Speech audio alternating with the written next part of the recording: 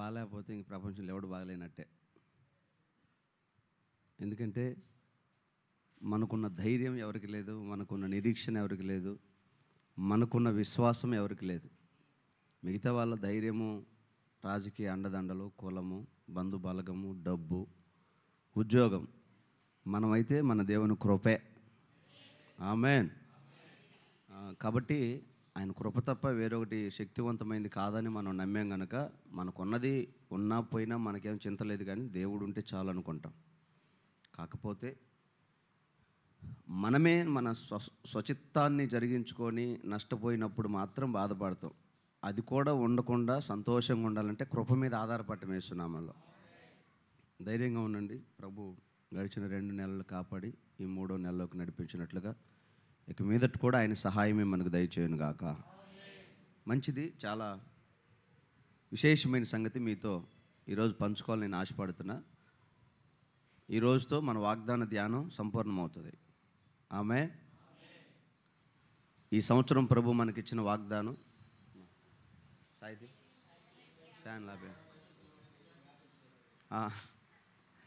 యెషయా గ్రంథం 53 మొదటి వచనంలో దేవుడు చెప్పారు, కుడివైపుకు ఎడం వైపుకు నీవు వ్యాపించెదవు అని. ఈ మాట ఇహలోక సంబంధమైంది, పరలోక సంబంధమైంది. 2 వాగ్దానాలు ప్రభు మనకిచ్చారండి. ఎట్లా అంటే, మీరు దేవుని వాక్యం ధ్యానం చేస్తున్నప్పుడు కానీ, దైవజనుల వాక్యం చెప్తున్నప్పుడు కానీ పదే పదే పలుమార్లు దైవజనుడి నోటి నుంచి వచ్చే మాట ఏంటంటే, దేవుడు మిమ్మల్ని ఆశీర్వదించునుగాక కదా. ఆశీర్వాదం అంటే చాలామందికి తెలియదు, అసలు చాలామంది తెలియదు. దేవుడు నిన్ను దీవిస్తాడు పో అంటాం ఒకసారి, దేవుడు నిన్ను ఆశీర్వదిస్తాడు పో అంటాం ఇంకోసారి, దేవుడు నిన్ను స్వస్థపరుస్తాడు పో.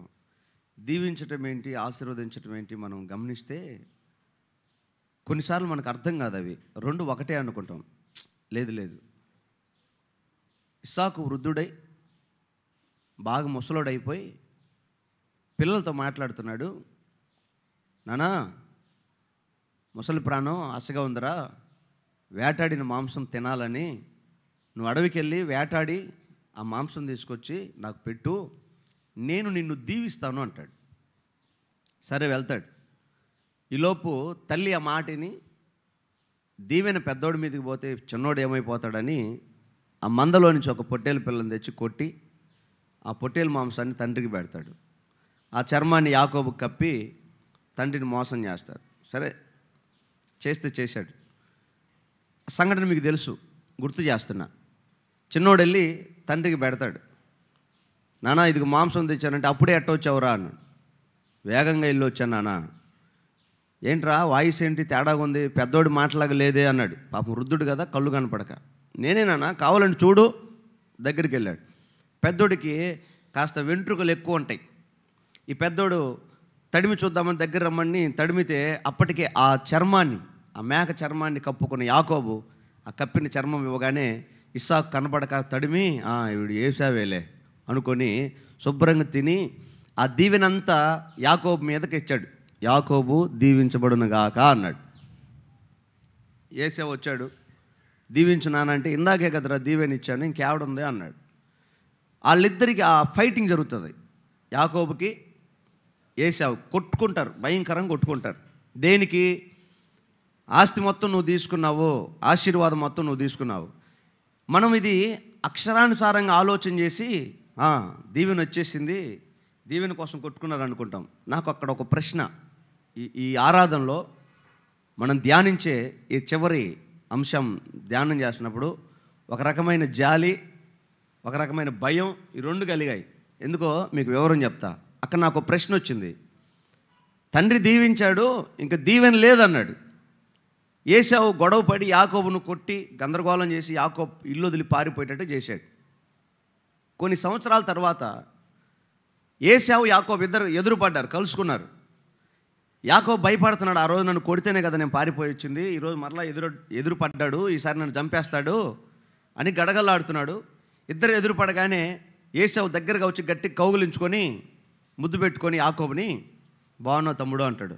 అదేందన్నా, నా మీద నీకు కోపం లేదా, నీ ఆస్తి మొత్తం నేను లాగేసుకున్నా కదా అంటే ఏసావు అంటాడు, దేవుడు నన్ను బహుగా దీవించాడు అంటాడు. మరి ఆ రోజు ఎందుకు కొట్టావు? ఇప్పుడు దేవుడిని దీవిస్తాడని తెలిస్తే, దీవించాడంటే మరి ఆ రోజు నన్ను ఎందుకు కొట్టి తరిమావు అంటే, ఆ రోజు ఉన్న దీవెనలన్నీ యాకోబు తీసుకుపోయాడు, ఇంకా ఏశావుకి ఇవ్వడానికి లేదు. ఆశీర్వాదం వేరు, దీవెన వేరు అని చెప్తానికి ఈ మాట చెప్పా. ఆశీర్వాదం అయితే దేవుని దగ్గర సర్వ సమృద్ధి కలదు. నీకిస్తే నాకు తక్కువ కాదు, నాకిస్తే నీకు తక్కువ కాదు. ఎన్ని కోట్ల మంది వచ్చినా, ఏ దేశం వచ్చినా, ఏ ప్రాంతం వచ్చినా అందరికీ సరిపడినంత ఆశీర్వాదాన్ని యేసయ్య ఇవ్వగలడు. ఆశీర్వాదంలో ఆరోగ్యం ఉంటుంది, సమాధానం ఉంటుంది, నెమ్మది ఉంటుంది, ఆయుష్కాలం ఉంటుంది, పరలోక రాజ్యం ఉంటుంది. ఆశీర్వాదంలో విస్తరించిన అనుభవం ఉంటుంది, వ్యాపించిన అనుభవం ఉంటుంది. తరాలని ఎప్పటికప్పుడే దిక్కుమాలిన చావకుండా తరాలు చూసేంత ఆయుష్కాలాన్ని దేవుడిస్తాడు. ఆశీర్వాదంలో ఇవన్నీ ఉంటాయి. దీవెనలో ఈ లోక సంబంధమైనవే ఉంటాయి. ఈ ఉద్యోగము, వ్యాపారము, డబ్బులు, వెండి బంగారాలు, అధికారాలు, ఇవి దీవెనలో ఉంటాయి. ఇప్పుడు యాకోబుకి ఏశావు ఉన్నాయన్ని ఇచ్చేసాడు. ఇంక ఇస్సాకు దగ్గర ఏమీ లేవు. ఇస్సాకు దగ్గర ఏశావుకి ఇవ్వడానికి ఏమీ లేవు. మొత్తం యాకోబు పేరు మీద రాసేసాడు. అందుకే ఇస్సాకు చేతులు ఎత్తాడు, నా దగ్గర ఏం లేదురా, మొత్తం ఏశావుకి ఇచ్చానని. అయితే మనం ఇప్పుడు ఆయన సన్నిధికి దీవెన కోసం వచ్చామో, ఆశీర్వాదం కోసం వచ్చామో ఒక నిర్ధారణ రావాలి. రెండవది, ఈ భూమి మీద నీకు ఒకవేళ దీవెనే కావాలనుకుంటే అది అయిపోయింది అని చెప్పేవాడు కాదు మన ప్రభు అయిన యేసు. ఆమేన్. నువ్వు ఏ దీవెన అడుగుతావో, సంతానం అడుగుతావో, పెళ్ళి కావాలని అడుగుతావో, ఉద్యోగం కావాలని అడుగుతావో, నీ పంట ఫలము నువ్వు తినాలని ఆశపడతావో, నీ పశువుల మందలు చూడాలని కోరుకుంటావో, ఈ లోకంలో నువ్వు ఏ దీవెన దేవుడి దగ్గర నుంచి కోరుకుంటావో అది నిశ్చయముగా దేవుడు నీకు ఇవ్వగలడు. అంత మాత్రమే కాదు, పరలోకాన్ని కూడా దేవుడు మనకి ఇవ్వగలడు. అది ఆశీర్వాదం. ఆమేన్. ఎందుకో తెలుసా? దేవుడు అంటాడు, ఒకడు ఈ లోకమంతా సంపాదించుకొని, చెప్పండి, అదేనండి దేవుని వాక్యంలో ఉంది. అంటే మీకు అర్థమవుతుంది కానీ వెనకాల వాళ్ళకి అర్థం కావట్లేదు. కొత్తగా వచ్చున్నారు కదా ఇప్పుడు మందిరానికి. ఒకడు లోకమంతా సంపాదించుకొని, అంటే మంచి ఉద్యోగం సంపాదించి ఉండొచ్చు, లేకపోతే మంచి పదవి సంపాదించి ఉండొచ్చు, లేకపోతే పిల్లలను సంపాదించుకొని ఉండొచ్చు, లేకపోతే ఇల్లు కట్టి స్థలం కొని పొలం కొని ఎంతో సంపాదించి ఉండొచ్చు. అంత సంపాదించుకొని అది అనుభవించే నాటికి తన ప్రాణాన్ని పోగొట్టుకుంటే వాడికి ఏమైనా లాభమా? చెప్పండి.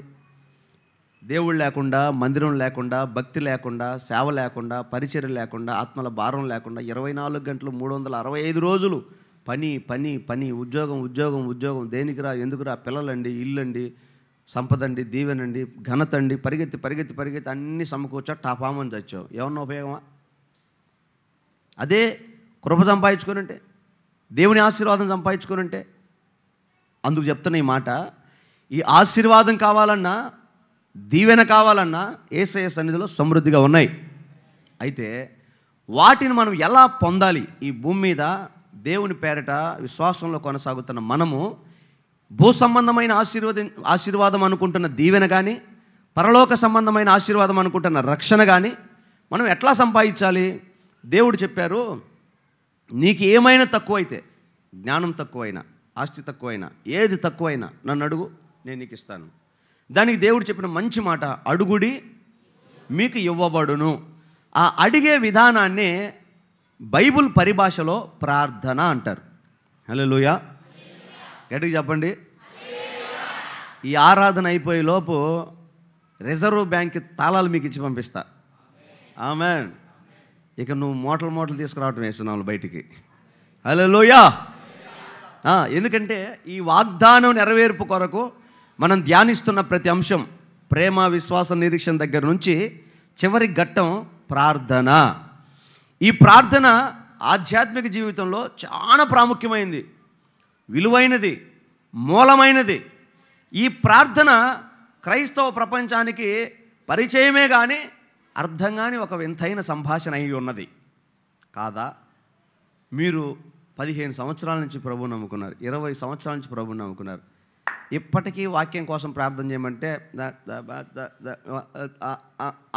ఆమెన్, అదేనన్నయ్య, ఇందాక నుంచి ఎదురు చూస్తున్నాను అన్నయ్య. ఆమెను అంటాం రాక, యేసునామలు ఆమెను అంటున్నాం రాక, ఇందాక నుంచి ఎదురు చూస్తున్నాను అన్నయ్య. ఎన్ని సంవత్సరాలు చేస్తున్నావు చర్చికి? 20 ఏళ్ళు అయినా? మరి 20 ఏళ్ళైనా 30 ఏళ్ళైనా ప్రభుతో సంబంధం బాప్తిస్మానికంటే ముందే, అసలు ప్రభు అంటే తెలియక ముందు నుంచి కూడా నీ అంతరంగంలో కలిగేదే ప్రార్థన. ఆ భాష తత్వం ప్రార్థన అది నీలో ఎప్పటి నుంచో ఉంది. మరి ఆ ప్రార్థన సారాంశం నీకు అర్థం కాకపోతే మనం ఎట్లా తీసుకుంటాం చెప్పండి? ఆలోచన చేయండి. అందుకే ప్రార్థన చాలా ప్రాముఖ్యమైంది. ఈ పునరుద్ధరణ ఆరాధనలో ఆ ప్రార్థన మూలం మనకు దొరుకునుగాక. ఈ ప్రార్థనతోటే నువ్వు ఆరోగ్యాన్ని సంపాదించుకోవచ్చు, ఈ ప్రార్థనతోటే ఆయుష్కాలం సంపాదించుకోవచ్చు, ఈ ప్రార్థనతోటే ఇహమందున పరమందున ఆశీర్వాదము దీవెన కూడా పొందొచ్చు. ఆమేన్.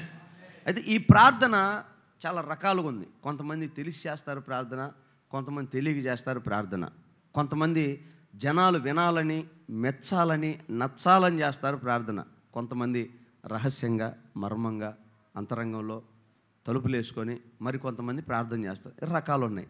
ఇది దేవుడు ఏ ప్రార్థన కోరుకుంటాడు, అసలు దేవునికి ఎలా ప్రార్థన చేయాలి, బైబిల్లో ఉన్న ప్రార్థనల సారాంశం ఏముంది, భక్తుల ప్రార్థనల ఉద్దేశాలు ఏమైనాయి, ఒకవేళ ఇప్పుడు చేస్తే మనం ఎట్లా ప్రార్థన చేయాలి, మన అవసరత తీరే ప్రార్థన ఎలాగుంటుంది అని మనం దేవుని లేఖనంలో నుంచి మనం ఆ వాక్యాన్ని మనం ధ్యానం చేస్తే అసలు ప్రార్థనకు ఉన్నటువంటి ప్రాముఖ్యమైన విషయాలు ఒక 4-5 చూపిస్తా. మీరు బైబిల్లోంచి చూస్తే మంచిది. ప్రార్థన ఎంత విలువైనదో, ప్రాముఖ్యమైనదో, లోతైనదో ఈ ఆరాధనలో దేవుడు మనకు తెలియజేయునుగాక. సమూయేలు మొదటి 2వ గ్రంథం 12వ అధ్యాయము 23వ వచనాన్ని చదువుదాం. క్షమించండి, సమూయేలు మొదటి గ్రంథం 12వ అధ్యాయం 23వ వచనం.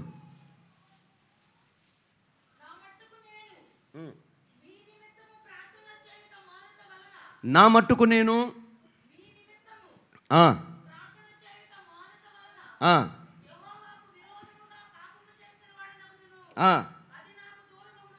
ఆమేన్. చూడండి, ఒక దైవజనుడు ఇశ్రాయేలు సమాజంతో చెప్తున్న మాట ఏంటంటే, నేను గనక ప్రార్థన చేయటం మానేస్తే అది దేవుని ఎదుట నాకు శాపం అన్నాడు. అర్థమవుతుంది? జాగ్రత్తగా వినండి అమ్మా. మీరు ఎవ్వరు బైబిల్ చూడక్కర్లేదు, లైవ్లో ఉంటాయి, మరలా మీకు రిపీట్ చేస్తారు, బైబిల్ ఉన్నదే చదువుతారు. ఎందుకు బైబిల్ చదివిస్తున్నానంటే కొంతమంది అడుగుతున్నారు, రెఫరెన్స్లు అడుగుతున్నారు, డిస్ప్లే చేయండి అన్నయ్య, చెప్పండి అన్నయ్య. అందుకే గుర్తు చేస్తున్నా, దేవుని వాక్యంలో నుంచే ఈ సంగతి మాట్లాడుతున్నా తెలియజేయడానికి. జాగ్రత్తగా వినండి. నా మట్టుకు నేను మీ నిమిత్తమై ప్రార్థన చేయకపోతే దేవుడికి పాపం చేసిన వాడిని అవుతాను అన్నాడు. నా స్థానంలో ఉండి ఆ మాట చెప్పాడు దైవజనుడు. ఒకవేళ ఆ మాట మీరు చదివేటప్పుడు మీరు ఎవరి గురించి చెప్పాలి? మీ కుటుంబం కొరకు మీరు ప్రార్థన చేయకపోతే మీరు పాపులే. మీ గ్రామం కొరకు మీరు ప్రార్థన చేయకపోతే మీరు పాపం చేసినట్టే. మీ బంధువుల కొరకు, మీ ప్రాంతం కొరకు, మీ దేశ క్షేమం కొరకు మీరు ప్రార్థన చేయకపోతే మీరు పాపమే. పాపానికి వచ్చు జీతం మరణం, మరణం అనగా 2వ అగ్నిగుండం, అగ్ని ఆరదు, పురుగు చావదు, యుగాలు నరకంలో కాలిపోవాల్సిందే. లింక్ ఎక్కడి నుంచి ఎక్కడికి వెళ్ళింది తెలుసా? ప్రార్థన అంత ప్రాముఖ్యమైంది. మనము ప్రార్థన చేయాల్సిందే, చేయకపోతేనే పాపం. ఇప్పుడు మీరు చెప్పండి, వ్యభిచారం చేస్తానో, నరహత్య చేస్తానో, పొడిస్తేనో, లేకపోతే దొంగతనం చేస్తానో, ఇంకొకటి చేస్తానో, విగ్రహారాధన, ఇవన్నీ సంగతి తర్వాత పెడదాం. ముందు అసలు క్రైస్తవుడు అనబడుతున్న వ్యక్తి ప్రార్థన చేయకపోవటమే పాపం. మరి అట్లాగైతే ఈరోజు ఎంతమంది ప్రార్థన చేసుకుని దేవుని మందిరానికి వచ్చారో ఒకసారి హల్లెలూయా చెప్తారా? అటు కాదు కానీ అందరూ ఒకసారి గట్టిగా హల్లెలూయా చెప్పండి.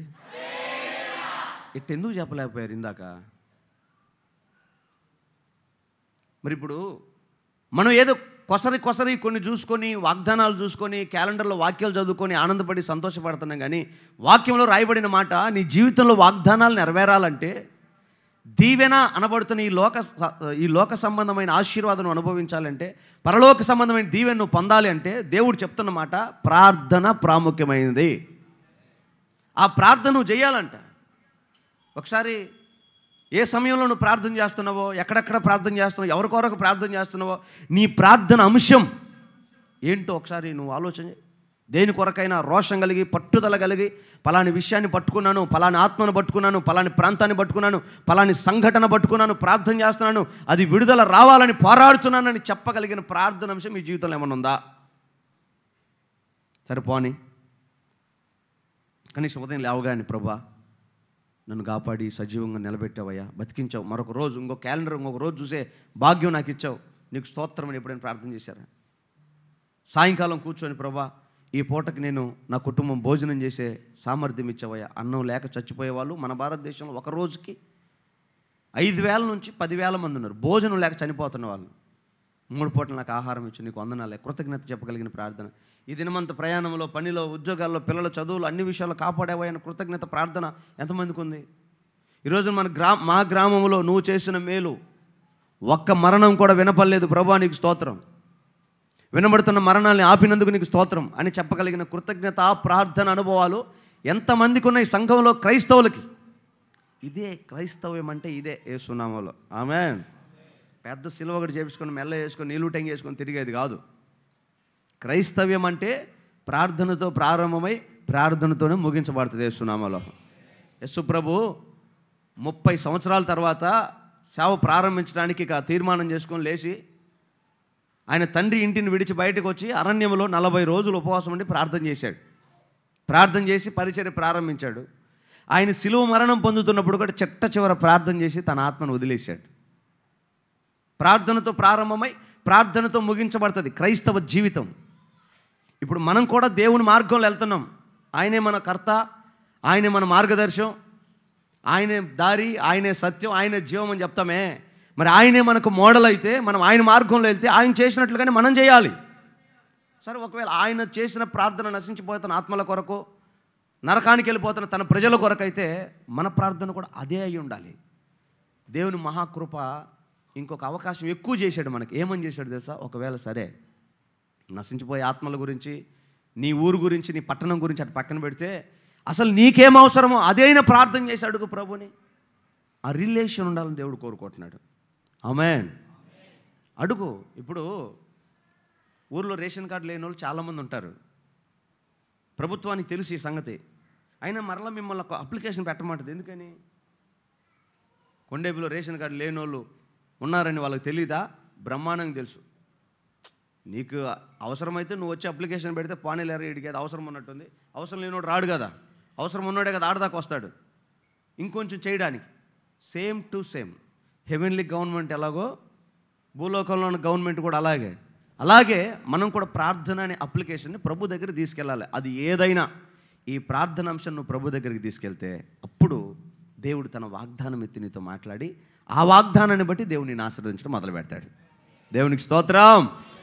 ఈ వాగ్దానం దేవుడు మనకిచ్చిన ఈ వాగ్దానం నీ జీవితంలో నెరవేరాలి అంటే అప్పుడప్పుడు దైవజనులు చెప్తా ఉంటారే, ఇదిగో నువ్వు బైబిల్ మీద అంటించుకున్న వాగ్దానం మీద చేయబెట్టు, లేకపోతే నువ్వు తీసుకున్న వాగ్దానం మీద చేయబెట్టు, లేకపోతే బైబిల్లోనే నీకు ఇచ్చిన వాగ్దానం మీద చేయబెట్టి నువ్వు ప్రార్థన చేయి, ఈ మాట నెరవేరాలి నా జీవితంలో అని నువ్వు అడుగు అని చెప్తా ఉంటారే. ఆ మాట ఎందుకంటే నువ్వు అప్లికేషన్ దేవునికి సన్నిధికి తీసుకెళ్ళి ఆ మాటను ప్రభుతో చెప్పి అడగాలి. అడిగితే ప్రభు నీ మొరాలకించి నీకు ఉత్తరం ఇస్తాడు. ఇస్తున్నాము. ఆమేన్. అందుకే ఆనాడు ఆయన చెప్పిన అదే మాట దైవజనుడైన పౌలు గారు కూడా చెప్తాడు. కొలస్సీలకు రాసిన పత్రిక 1వ అధ్యాయము 9వ వచనంలో చెప్తాడు, మీ నిమిత్తమై మేము చదవన్నా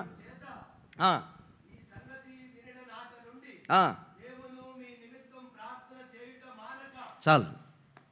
మేము మీ నిమిత్తమై ప్రార్థన చేసే విషయంలో మానక చేశామంట. స్తోత్రం. గట్టిగా చెప్పండి హల్లెలూయా. ప్రార్థన మానకూడదు. అన్నం మానుకున్నా పర్లేదు, ఉద్యోగం మానుకున్నా పర్లేదు, వ్యాపారం మానేసినా పర్లేదు, ప్రార్థన మానకూడదు. మనోళ్ళు అంతా రివర్స్ అయ్యి ప్రార్థనే మానేస్తారు, ఏదైనా చేస్తారు. ఇంకా ప్రార్థనే మానేసి మిగతా అన్నీ చేస్తూ ఉంటారు. కానీ వాక్యంలో ఏముందంటే ప్రార్థన మానకూడదు, ఆరాధన మానకూడదు, దేవుని సన్నిధికి వెళ్ళడం మానకూడదు. మానక చేయాల్సిన పని ఏదైనా భూమి మీద ఉందంటే అది దేవుని సన్నిధి, దేవునితో కలుసుకునే ప్రార్థన అనుభవమే. ఎట్లుంటుంది తెలుసా? అది శాసనం. ప్రార్థన చేస్తే ఊర్లో ఎవరైనా ప్రార్థన చేసే వాళ్ళు ఉంటే వాళ్ళ చేతులు కళ్ళు ఎరగొడతాం. అది నీకు మంచి అవకాశం. ప్రార్థన ఫోన్ చేసి, పాస్టర్ గారు అమ్మాయి ప్రార్థన చేసుకున్నారా? అన్నయ్య నీకు చెప్పకేమన్నయ్య, కాలు చేతులు ఎరగొడతారంట అన్నయ్య, దేవుడు అవకాశం ఇచ్చినప్పుడు చేస్తానులే అన్నయ్య. ప్రతికూలమైన పరిస్థితులు వస్తూ ఉంటాయి ప్రార్థన విషయంలో.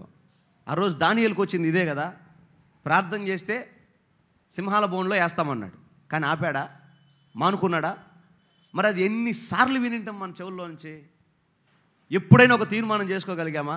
అరే, ఇంత ప్రతికూలమైనవి వస్తేనే దానియేలు వినలేదే, ఎంత స్థాయిలో ఉన్నాడు, నాకేమన్నా అయితే నా ఉద్యోగం ఏమైపోయిద్దో, నన్ను నమ్ముకున్న వాళ్ళు ఏమైపోతారు అనుకోవటానికి ఏ స్థాయిలో ఉన్నాడు దానియేలు. అయినా దానిని నిర్లక్ష్యంగా ఎంచి ప్రార్థించే విషయం మానలేదంట. ఆ పోత సింహాల బోన్లోకి పోదాం అనుకున్నాడంట. సరదాగా ఎంచుకున్నాడు సింహాల బోను, ప్రార్థనకు గడగడలాడిపోయాడు. మరి అలాంటి విశేషమైన ప్రార్థన, నీ పునాది, నీ పైకప్పు మొత్తం ప్రార్థన అయితే, అలాంటి ప్రార్థనే ఈరోజు నువ్వు నిర్లక్ష్యం చేస్తే, అందుకే ఒకవేళ ఇన్ని సంవత్సరాల నుంచి నువ్వు అడుగుతున్న ఆశ, నువ్వు కోరిన సమాధానం, నువ్వు కోరిన భయము, భక్తి, గౌరవ మర్యాదలు నీ జీవితంలో కొరతగా కరువైపోవటానికి కారణం ప్రార్థన లేని జీవితమేమో. ఇప్పుడే ఒక తీర్మానం చేసుకో, ప్రభు సన్నిధిలో మోకరించి ప్రార్థన చేస్తానని. దేని కొరకు నువ్వు ప్రార్థన చేయాలని తలంచి ఆ అనుభవాన్ని నువ్వు ప్రభుకు అప్పచెప్తే, నీకు విరోధంగా లేచిన అనుభవం నీకు సాగిలపడుతుంది యేసునామములో. హల్లెలూయా.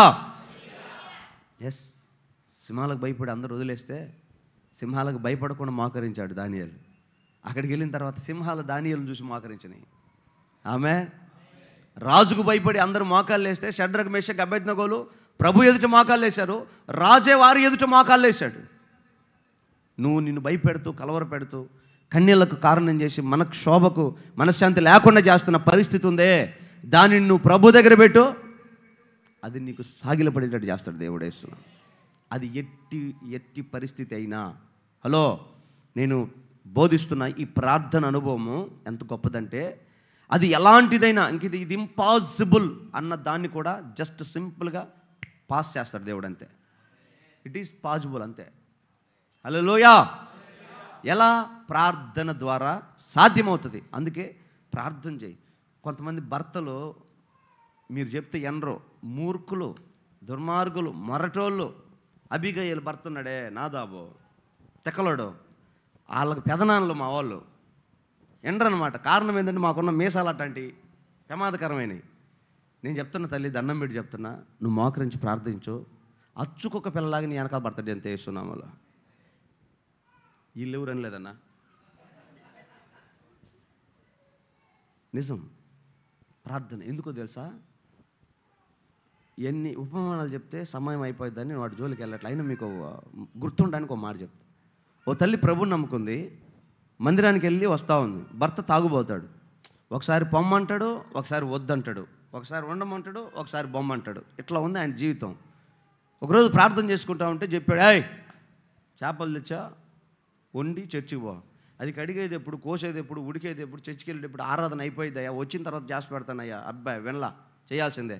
సరే ఏమేం చేస్తుందంటే, ఈ దుర్మార్గుడు వినడు, చర్చి కాడికి వస్తే చర్చి మొత్తం కాల్ చేస్తాడు, ఫోన్లో ఎట్టకొట్ట అని చెప్పి వాటిని గబగబా కడిగేసుకొని టైం చూసుకుంటుంది. ఈ టైంకి సాక్ష్యాలు చెప్తారు కదా, ఈ టైంకి పాటలు పాడతారు కదా, ఈ టైంకి ఆరాధన చేస్తారు కదా.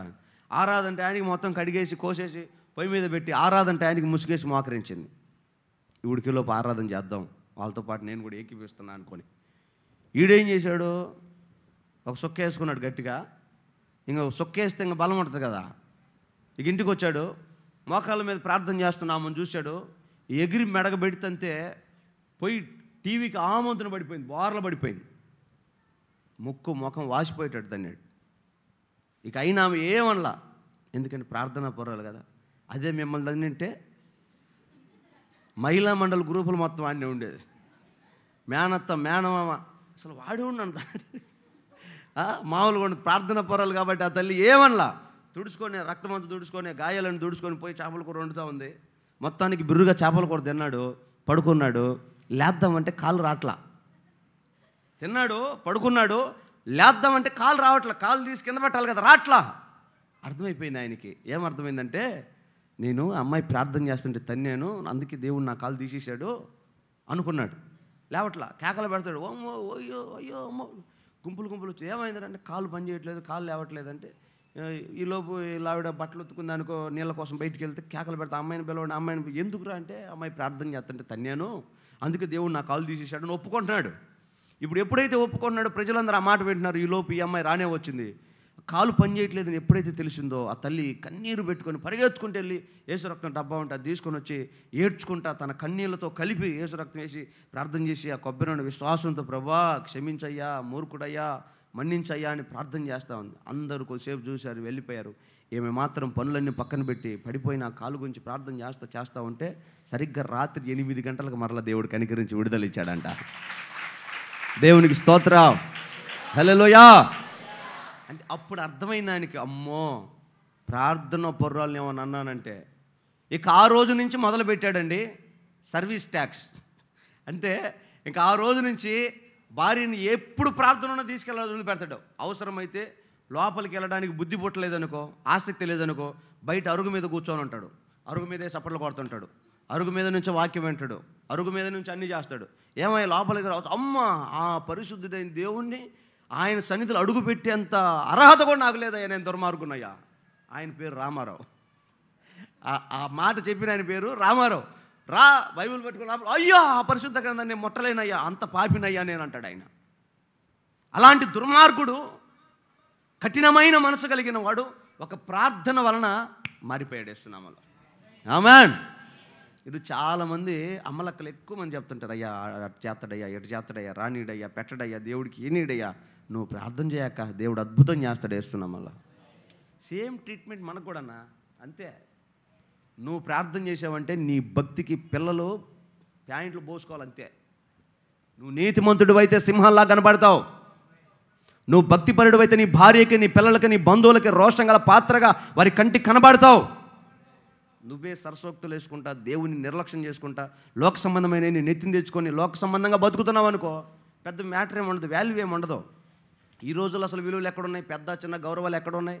ఉంటే గింటే భక్తిని బట్టి గౌరవం ఉంది, కానీ సమాజంలో నీ స్థితిని బట్టి గౌరవాలు ఇచ్చే కాలం పోయింది, ఎప్పుడో పోయింది. ఎక్కడుంది? మనం చెప్పానే, లారీ మీద కూరగాయల బస్తలు దించుతున్నాడు ఆడు. పామాడికి ఆ పూట సంపాదించుకుంటేనే తినగలడు, కూరగాయల బస్తలు మోసుకొని ఉంటేనే తినగలడు. ఆడు 80 లక్షల రూపాయల కారులో వచ్చి పైన చూడు, ఆగరా పోతా ఉన్నాం, అటు వేసేటప్పుడు మూట కింద పడితే కారు పగిలిపోద్ది అంటే ఆడండి, ఆగా వేసినావు పో. ఎంత సంపాదించుంటే 80 లక్షల కారు కొనగలడు? ఏం చేసి ఉంటే, ఏ స్థాయి ఉంటే, అతని పరిచయాలు ఎలాగుంటాయి, అతని సహవాసం ఎలాగుంటుంది, ఏ స్థితిలో ఉండగలరు? అలాంటి బలవంతుణ్ణి ఈ పూటకు 200 లేకపోతే ఇంట్లో బియ్యం ఉండు, అలాంటి బలహీనుడు బెదిరిస్తున్నాడు. కాలమట్ట మారిపోయింది, విలువలు లేవు. ఒకవేళ ఈ తరములో విలువలు ఏమైనా ఉన్నాయంటే అది భక్తిని బట్టే ఉంటుంది. భక్తులు కూడా రకాలు ఉన్నాయి. పాస్టర్లు ఉన్నారా? ఒక్కొక్క పాస్టర్ ఇదిగో పాస్టర్ దా, ఎవరిని పిలుస్తున్నావు, ఎట్ట పిలుస్తున్నావు? పాస్టర్ అంటివి, దా అంటివి, కూర్చో బాగున్నావా, దైవజనుడితో అట్లా మాట్లాడేదే. మరి కొంతమంది అయితే అన్న వందనాలన్న, ప్రైజ్లాడ, దేవుడి దేవుడు నాకు మాత్రం రెండోదే స్తోత్రం, తప్పించుకున్నా నేను. లేకపోతే ఏముంది, అబ్బే ఆయన అంత యోగ్యుడేం కాదు పాస్టర్ గారు, ఉత్త పనికి మళ్ళీ పాస్టర్ గారిని పట్టుకొని పనికి మొదలు అంటే అసలు ఎంత ధైర్యం? కారణం ఏమి లేదు, అక్కడ భక్తి లేదు. అతని జీవితంలో మోకరించే అనుభవాలు, ప్రార్థన చేసే అనుభవాలు లేవు. ప్రార్థన అంటే ముళ్ళ మీద కూర్చున్నట్టు అంట, ఆడికేం విలువలు ఇస్తారు? ప్రార్థన కూర్చుందాం అంటాడా? అందరూ ప్రార్థనలో కూర్చుంటే బండి వేసుకొని రయ్యమని పోతుంటాయి. పాస్టర్ గారు ఏడ్రా థమ్సప్ తేటానికి పోయి, నీకేం పని అయ్యా థమ్సప్ తోటి? ఎవరో పిల్లడు చెబితే పోయి తేడా. పాస్టర్ ప్రార్థన అంటే నీకే గిట్టకపోతే సంఘానికి ఏం కడుతుంది? గౌరవం ఎక్కడొస్తుంది? విలువ ఎక్కడొస్తుంది? అదే చెప్తున్నా, దైవజనుడైనా విశ్వాస అయినా ఎవరైనా, కుటుంబంలోనైనా సమాజంలోనైనా నీ విలువ ఘనత పెరగాలి అంటే ఖచ్చితంగా గుర్తుపెట్టుకో, నువ్వు ప్రార్థనలో ఉంటే ఆటోమేటిక్ పెరిగిపోతేస్తున్నావు. ఆమేన్. అయితే ఆ ప్రార్థన చేసే విధి విధానం పద్ధతి చాలా రకాలు ఉన్నాయి. ప్రార్థనలో రకాలు ఉన్నాయి. మరలా చెప్తున్నా జాగ్రత్తగానండి, ప్రార్థనలో రకాలు ఉన్నాయి. ప్రార్థన అనగానే ఇంకా కూర్చొని ఇక డబ్బాలు రాలే డబ్బ కొట్టినట్టు కాదు. సమయోచితమైన ప్రార్థన, యుక్తమైన ప్రార్థన, ఈ ప్రార్థనలో రకాలు ఉన్నాయి. ఎట్లా అంటే, ఇప్పుడు మనం ప్రయాణం అవుతున్నాం, ప్రయాణం కొరకు ప్రార్థన చేయాలి. ఎలా ప్రార్థన చేయాలి? ప్రభువా మా ప్రయాణాన్ని గురించి వాగ్దానం చేసావు, ఏమని? నా సన్నిధి నీకు తోడుగా ఉంటుంది, మార్గంలో ఏ శత్రువు రాడు, నన్ను బట్టి నీకు భయపడేటట్లుగా చేస్తాడు, వెళ్ళిపో. తర్వాత నీ దేవుడైన యెహోవా నీ రాకపోకలంతటిలో నీకు తోడయండి, నిన్ను కాపాడునుగాక. వాగ్దానాలు ఉన్నాయి. అయ్యా ఈ మాటలను చెప్పావు కదా, నేను వెళ్తున్నానయ్యా, ఈ వాహనాలు నమ్మదగినవి కాదు, ఎదురొచ్చేవాడు అసలు నమ్మదగినోడు కాదు, వాడు పట్టపగలే తాగొస్తుంటాడు, ప్రమాదకరమైన పరిస్థితులు అయినా నువ్వే నాకు సహాయం చేసి కాపాడయ్యా. ఒక మాట ప్రభుత్వం చెప్పుకొని వెళ్ళిపోవాలి. అది ప్రయాణానికి ప్రార్థన చేయమంటే పెద్ద ఆసుపత్రికి పోతే ఇంకేమైనా వస్తుందా? బయటకు వస్తారా? ప్రయాణానికి ప్రార్థన చేయమంటే ముఖ్యమంత్రి కాడికి పోతాడు, ప్రధానమంత్రి కాడికి పోతాడు, ఆ అమ్మాయికి చెయ్యి ఇరిగింది, ఈ అమ్మాయికి కాదు. ప్రయాణంలో అవన్నీ అవసరమా? సమయోచితమైన ప్రార్థన. ఏ సమయానికి ఏ ప్రార్థన. భోజనాన్ని ప్రార్థన చేయాలి. ఈ భోజనం ఎక్కడి నుంచి వచ్చింది, ఎట్లా వచ్చింది, లేనోళ్ళు ఎవరు, ఇచ్చింది ఎవరు, 4 మాటలు. ప్రభువా స్తోత్రం. అంతే. వాక్యం కోసం ప్రార్థన. చెప్పేది ఎవరు, వినేది ఎవరు, ఆ చెప్పటానికి దేవుడు ఎవరిని ఆధారం చేసుకున్నాడు, పరిస్థితి ఎలాగున్నాయి, 4 మాటలే. ఆమేన్. యుక్తమైన ప్రార్థన. అంతే. ఇక్కడ కూర్చొని వీటి మీద ఆధారపడి ఇంక చేయకూడదు. మన రామకృష్ణ ఉన్నాడే సార్, ఆయన టీచర్, గవర్నమెంట్ టీచరు. అది చెప్పే కదా ఇందాకే, టీచర్లకు విలువలు ఇచ్చే రోజులు పోయినాయి. భోజనానికి కూర్చున్నాం కోటలు అందరం, ప్రార్థన చేయమన్నాం. ప్రార్థన చేయటం మొదలుపెట్టాడు. ఇక ఆయనకున్న భారం అట్టాడిది.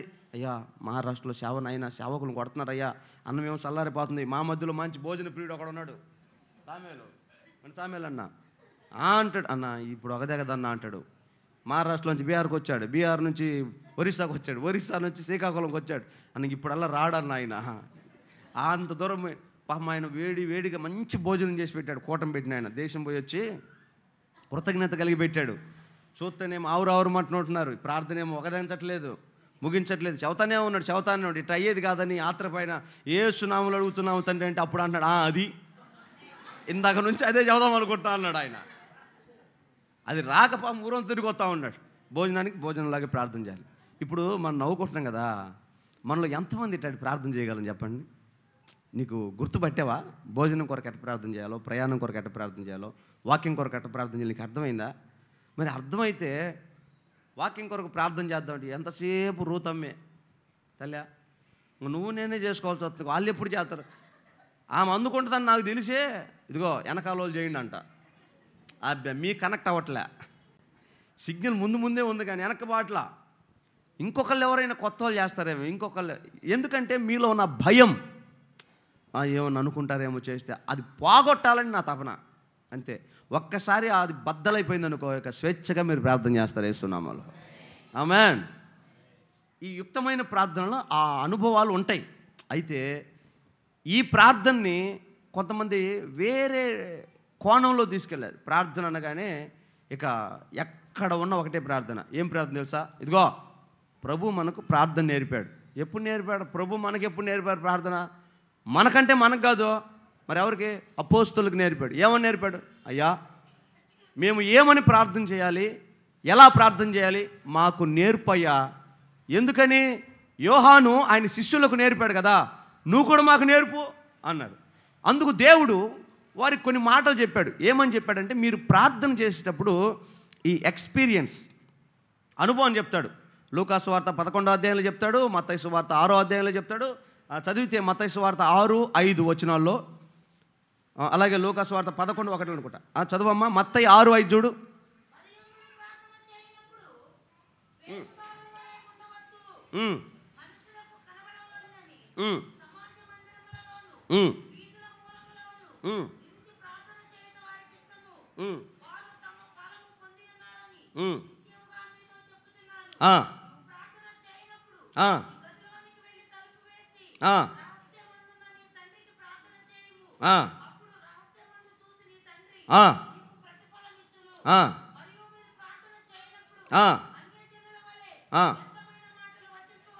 ఆ మాటలు చూడండి ఒక్కసారి, మరలా మొదటి నుంచి చదవండి అక్క.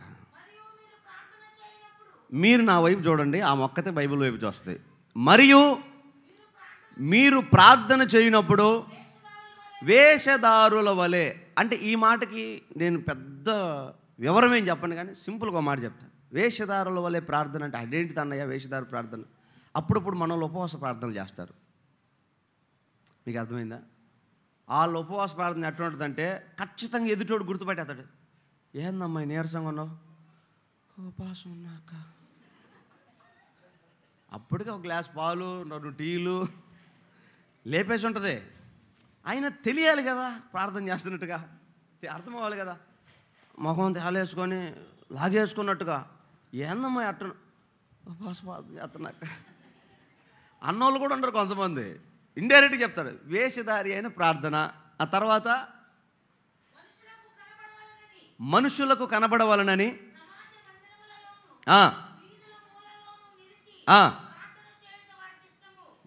ఈ మాట తెలుసా? మనుషులకు కనబడవలనని అంటే దాని అర్థం ఏంటంటే, ఇప్పుడు కోటలు జరుగుతుంటాయి. అమ్మా తల్లిదారు జాగ్రత్తగా మా బాధలు ఎట్లుంటే చెప్తాను మీకు.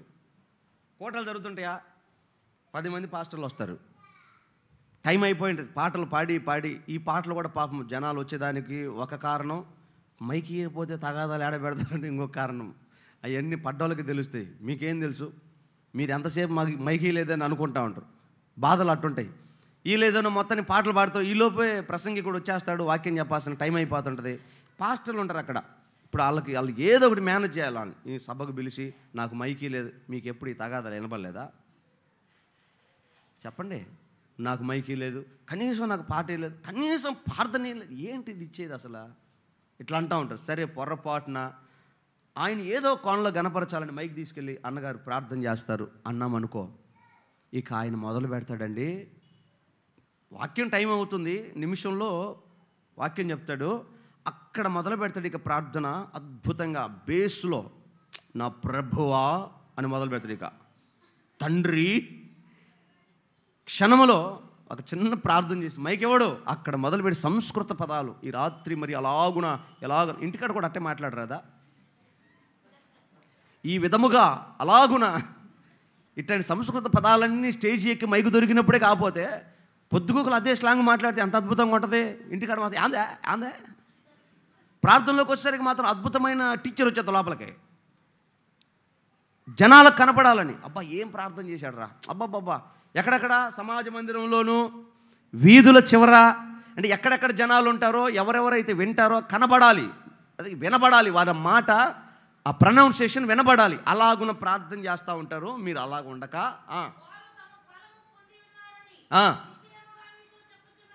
అంటే దాని అర్థం తెలుసా? అట్ట చేసేవాడికి వాడి లెక్క రాసి పెడతాడు, తొక్క తీస్తానని అర్థం. ఆ ప్రార్థన చేసినోడికి, ఆ ఉపవాస ప్రార్థన ఉన్నోడికి వాడి ఫలం ఆల్రెడీ పొంది ఉన్నారని జాగ్రత్త పడండి అని చెప్పాడు. ఒకవేళ మీరు ప్రార్థన చేస్తే, ఇప్పటిదాకా వాళ్ళు ఇట్లా చేస్తారు, ఒకవేళ మీరు ప్రార్థన చేయవలసి వస్తే, ఒకవేళ మీరు ప్రార్థన, ఇదిగో ఈ ఆరాధనలో ఈ మాటలు వింటున్న నీవు ప్రార్థన చేయాలని ఒకవేళ ఆశపడితే మీరు ఎలా ప్రార్థన చేయాలో చెప్తున్నాడు చూడండి. నీ గదిలోనికి వెళ్ళి కంటికి కనబడిన ఆ దేవునికి నువ్వు తలుపులేసుకొని నువ్వు మొరపెట్టు, రహస్యంగా మొరపెట్టు. నీకు ప్రతిఫలం ఆయన రహస్యమందే ఇస్తాడు.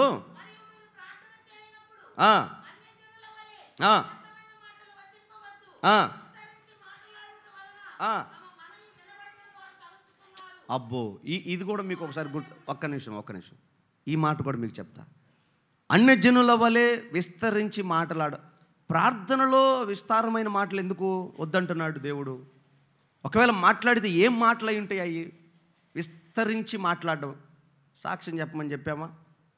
ఇక ఆమె, అయ్యా ఇంట్లోకి వెళ్ళానా, ఆమె సాక్ష్యం చెప్పండి. ఇంట్లోకి వెళ్ళానా, తలుపు తీశానా, తలుపు తీయగానే కిర్రుమంది అయ్యా, ఇల్లంతా దుమ్ము పడితే అసలు ఏం జరిగిందో చెప్పమ్మా. అది చెబుతున్నానయ్యా. దుమ్ము పడితే ఊడుద్దామని చీపుర కడ తీశానయ్యా, ఇంతలో పామయ్యా రయ్యమని మీదకి వచ్చిందయ్యా. ఏం చేశా? నేను ఊరుకుంటానా? కేకబెట్టి ఓ సుబ్బారావు అని అరిచాల. ఈ సుబ్బారావు ఇంతలా కర్ర తీసుకొని వచ్చాడయ్యా. ఇంతకు ఏం జరిగింది చెప్పమ్మా. వచ్చాడా పామును కొట్టమంటే నన్ను కొడతాడయ్యా. కొట్టాడా? కొట్టలేదయ్యా. నేను ఊరుకుంటానా? ప్రభువా దాన్ని చంపయ్యా, దాని పాము తలకాయ చితకదొక్కయ్యా ప్రార్థన చేశానయ్యా. తొక్కాడా? తొక్కలేదయ్యా. మరి ఏం జరిగింది చెప్పమ్మా. ఇంకా చెబుతానే ఉంటుంది. చివరి ఆఖరికి చంపేశాడయ్యా, దేవుడు నన్ను కాపాడు. ఎందుకమ్మా? అయ్యా ఇంట్లోకి వెళ్ళగానే పాము ఉంది, జస్ట్ మిస్సు, దేవుడు కనికరించిండు, స్తోత్రం అంటూ సరిపోదా? ప్రార్థన ఓడిదే. బండి మించి పడ్డాడు, ప్రాణాపాయమైన పరిస్థితిలో ఉన్నాడు, ప్రార్థన చేయమన్నాడు. మనం మొరపెడదాం, ప్రభువా బాగలేదయ్యా, ప్రతికూలమైన పరిస్థితుల్లో ఉన్నప్పుడు, అపాయకరమైన పరిస్థితుల్లో ఉన్నప్పుడు స్వస్థపరిచేవాడు నేనే అన్నావు కదా, వాగ్దానం ఎత్తి ప్రార్థన చేసి, అయ్యా బండి మీద పోతున్నారయ్యా, కింద పడ్డాడయ్యా, మోకాలు దొక్కపోయింది, మోక్షి దొక్కపోయింది, కళ్ళు కంటికాడ కూడా దెబ్బ తగిలిందంటయ్యా, 2 కుట్లు ఎత్తా అనుకుంటే 4 కుట్లు పడ్డాయి అంట. ఇంక చెప్పమ్మా, మొత్తం టించరేసి దూతో దుడిచింది కూడా చెప్పు. ఇవే విస్తారమైన మాటలు. ఈ అవసరమా? ఇవన్నీ హృదయ ధ్యానం దేవునితో ఉండాలి. విస్తారమైన మాటలు. చాలామంది పెద్ద ప్రార్థన చేయాలని పాపం నడిపింపు రాక ఇంకా కొడతా డబ్బులు వేసి స్తోత్రం స్తోత్రం స్తోత్రం స్తోత్రం, తండ్రి నాయన నా కన్న తండ్రి, నా తండ్రి నా కన్న తండ్రి చెబుతానే నడిపింపు రానప్పుడు ఆపేయి. నేను చాలామందికి చెప్పాను, ప్రార్థన నడిపింపు రాలేదా, శుభ్రంగా బెమ్మంగారు కూర్చున్నాడు, హాస్పిటల్ వేసుకుని కూర్చో, కళ్ళు తెరిచి చూడు, గొడవ చూడు, జస్ట్ ఇమాజిన్. దేవుణ్ణి ఒకసారి జ్ఞాపకం చేసుకో. మేలు చెప్పాలనుకుంటున్నావా, ఆయన త్యాగాన్ని జ్ఞాపకం చేసుకోవాలనుకుంటున్నావా, స్తుతి చెప్పాలనుకుంటున్నావా, ఒక్కసారి ఆలోచన చేయి. బైబిల్లో నువ్వు విన్న ఆ ఆధారాలు, యేసుప్రభు చేసిన అద్భుతాలు కళ్ళు తెరిచి ధ్యానం చేయి. నీకు ప్రార్థన ఎట్ట చేయాలో రాకపోతే నన్ను అడుగు. ఆమేన్. కళ్ళు మూసుకొని ప్రార్థన నడిపింపు రాక గందరగోళమై పురిటినొప్పులు పడ్డోళ్ళు పడుతుంటారు. అయ్యా అమ్మ అని ఆ పక్క పక్క దొల్లి గందరగోళం అయిపోయి కొంతమంది ప్రార్థన అల్లాడిపోతూ ఉంటారు. యేసయ్య అంటాడు, అలాంటి విస్తరించే మాటలు ప్రార్థనలో మాట్లాడొద్దు, అది పాపం, తప్పు. అసలు ప్రభుతో ఉన్నప్పుడు ఒక ఉన్నతమైన అధికారితో ఉన్నదానికంటే లక్షల రెట్లు ఎక్కువైన భయము, వణుకు, గౌరవంతో ఆయన సన్నిధిలో ఉండాలి. మాట్లాడుతున్న ప్రతి మాటకు స్పష్టత రావాలి, ఉద్దేశం ఉండాలి, ఆయనతో ఆ సంబంధం ఉండాలి. ఆ చివర చెప్తాడు, ఆ మాట చదువమ్మా, చదువు కంటిన్యూ చేయి.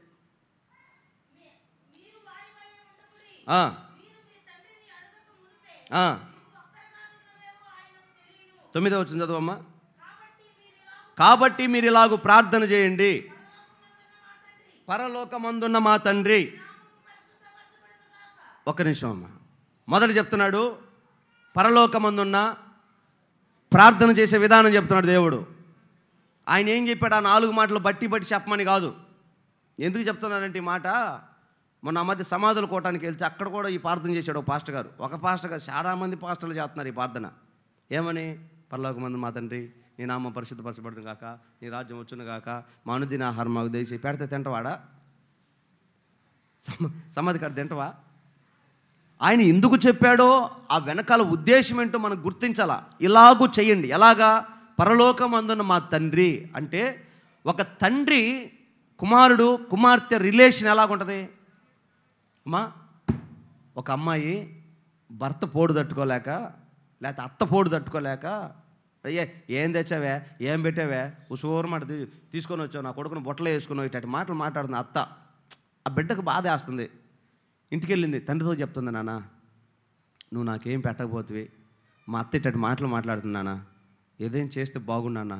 ఆ తండ్రి మనసు కరిగిపోయి, మాయ్ రేపు లారీ పిలిపిస్తా, ఏం కావాలో, మాంసం కావాలా, ఫ్రిడ్జ్ కావాలా, ఇంకేముంటాయి కదా, తాపాలు గిపాలు మొత్తం వేసుకోబా, ఏం తక్కువ అయిపోద్దో. ఏది? ఆ బిడ్డ తండ్రి దగ్గరకు వచ్చి మాట్లాడే విధానం కరిగిపోయి ఏమైంది చేస్తాడు. ఇదే వ్యక్తి తను ఏం పెట్టారే మీరు నాకు అన్నదనుకో, ఇంకేం పెట్టలే, పనికి మాలినా, చేసినది చేశాం, ఇంక బారాదా, శుభ్రం సావు, నువ్వు చావరాదా అంటాడు. ఆ వ్యత్యాసం అర్థమైందా? అంటే ఒక బిడ్డ తండ్రితో ఉన్న రిలేషన్, పురుషులైనా స్త్రీలైనా ప్రార్థనలోకి వెళ్ళినప్పుడు, నువ్వు దేవుని దగ్గరికి వెళ్తున్నప్పుడు ఆయన నీ కన్న తండ్రి. ఆ మనస్సు నువ్వు ఇమాజిన్ చేయి, ఆ రిలేషన్ రావాలి.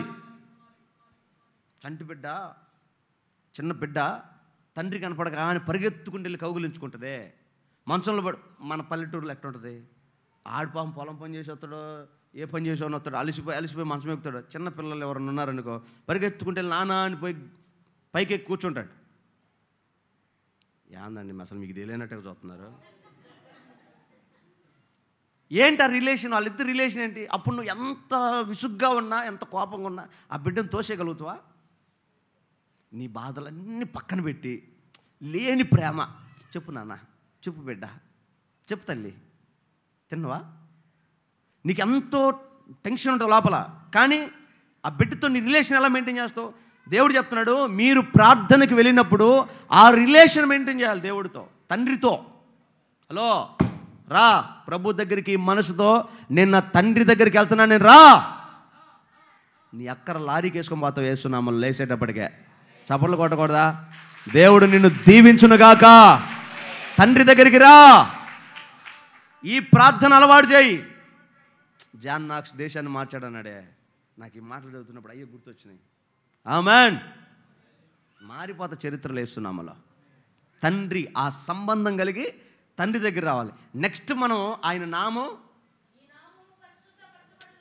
యేసు ప్రభు మాట్లాడిన ఆ మాటల్ని మీరు తక్కువ అంచనా వేయద్దు. ఒక్కొక్క మాట ఒక డైమండ్, వజ్రం. అది తండ్రి దగ్గరకు వచ్చి తండ్రితో ఉండి తండ్రితో బంధం ఏర్పాటు చేసుకొని అప్పుడు ఆయన నామాన్ని, నానా అసలు నువ్వు ఎంత గొప్పడు నానా, నీ రేంజ్ అసలు పరలోకంలో. ఆయన నామం మీకు అర్థమవటానికి చెప్తున్నా. సర్వోన్నతుడు అయ్యా నువ్వు, పరిశుద్ధుడు అయ్యా నువ్వు, పునరుద్ధానుడు నువ్వు, మహోన్నతుడు నువ్వు, సర్వాధికారివి నువ్వు, సర్వలోకాలను పాలించే పాలకుడు అయ్యా నువ్వు.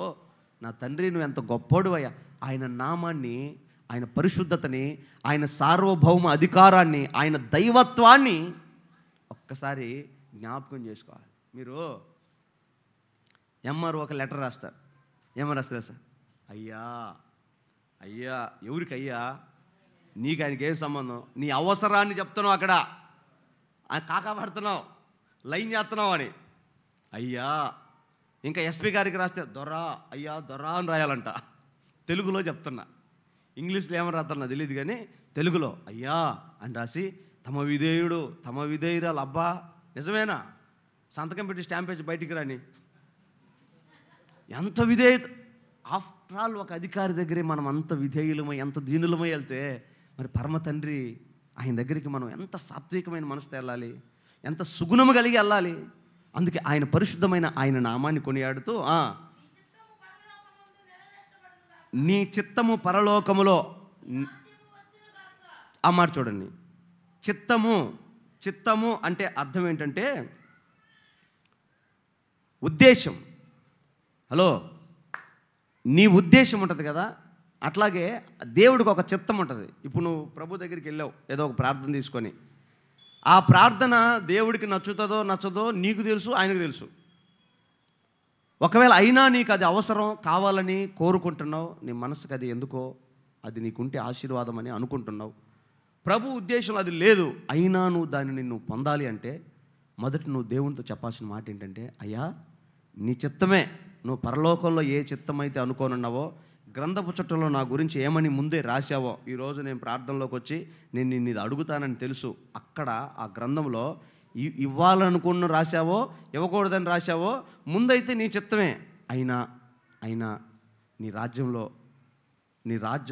మాకు అనుగ్రహించి ఈ రాజ్యంలో మా అవసరత తీర్చయ్యా, నీ రాజ్యము వచ్చును గాక అంటాడు కదమ్మా. తర్వాత నీ రాజ్యము అంటే అర్థం ఏంటంటే దేవుని రాజ్యం వేరు, పరలోక రాజ్యం వేరు.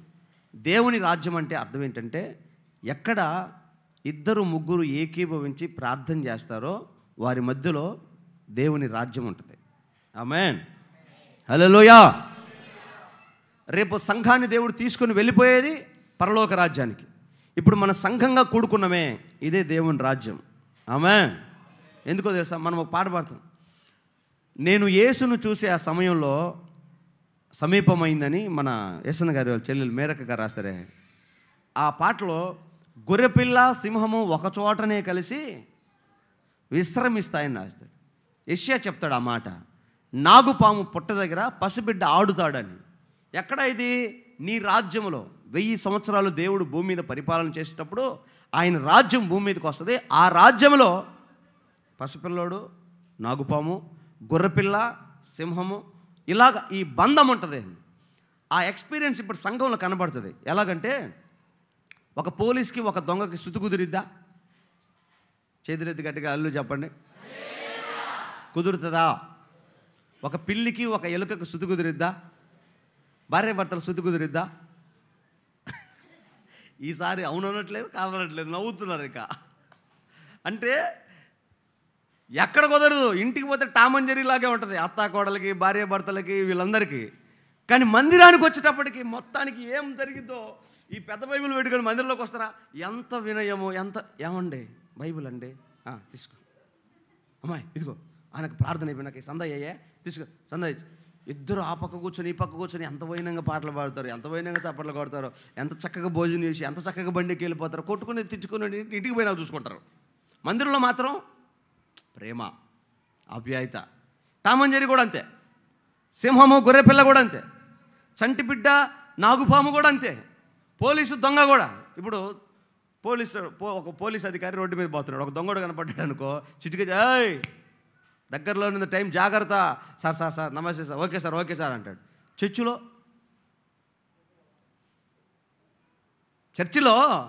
ఎస్ఐ గారు ఏడా కూర్చుంటాడు, పక్కన దొంగడు కూడా కూర్చుంటాడు. ఏం సార్ బాగున్నారా? బాగున్నానయ్యా. ఇద్దరు సఫలు కొడతారు, ఇద్దరు బల్లారాన్ని తీసుకుంటారు, ఇద్దరు ప్రార్థన చేసి ఇద్దరు సెకండ్ తీసుకుంటారు, ఇద్దరు సైలెంట్కి వెళ్ళిపోతారు. పోరా, ఖచ్చితంగా పోతారు. ఇక్కడ ఆ భేదం ఏమైనా ఉందా? ఇప్పుడు మీలో ఘనమైన ఉద్యోగాలు చేసే వాళ్ళు ఉన్నారు, ఇక్కడ లేరా? కటికి పేదరికం, అమాయకత్వం, చదువు సంధి లేని మూర్ఖులు కూడా ఉన్నారు, ఇక్కడ లేరా? తేడా తెలుస్తుందా? ఇప్పుడు బయటికి వెళ్ళామనుకో, సబ్ ఇన్స్పెక్టర్ పోలీసుకు 2 నక్షత్రాలు ఉంటాయి, సర్కిల్ ఇన్స్పెక్టర్కి 3 నక్షత్రాలు ఉంటాయి.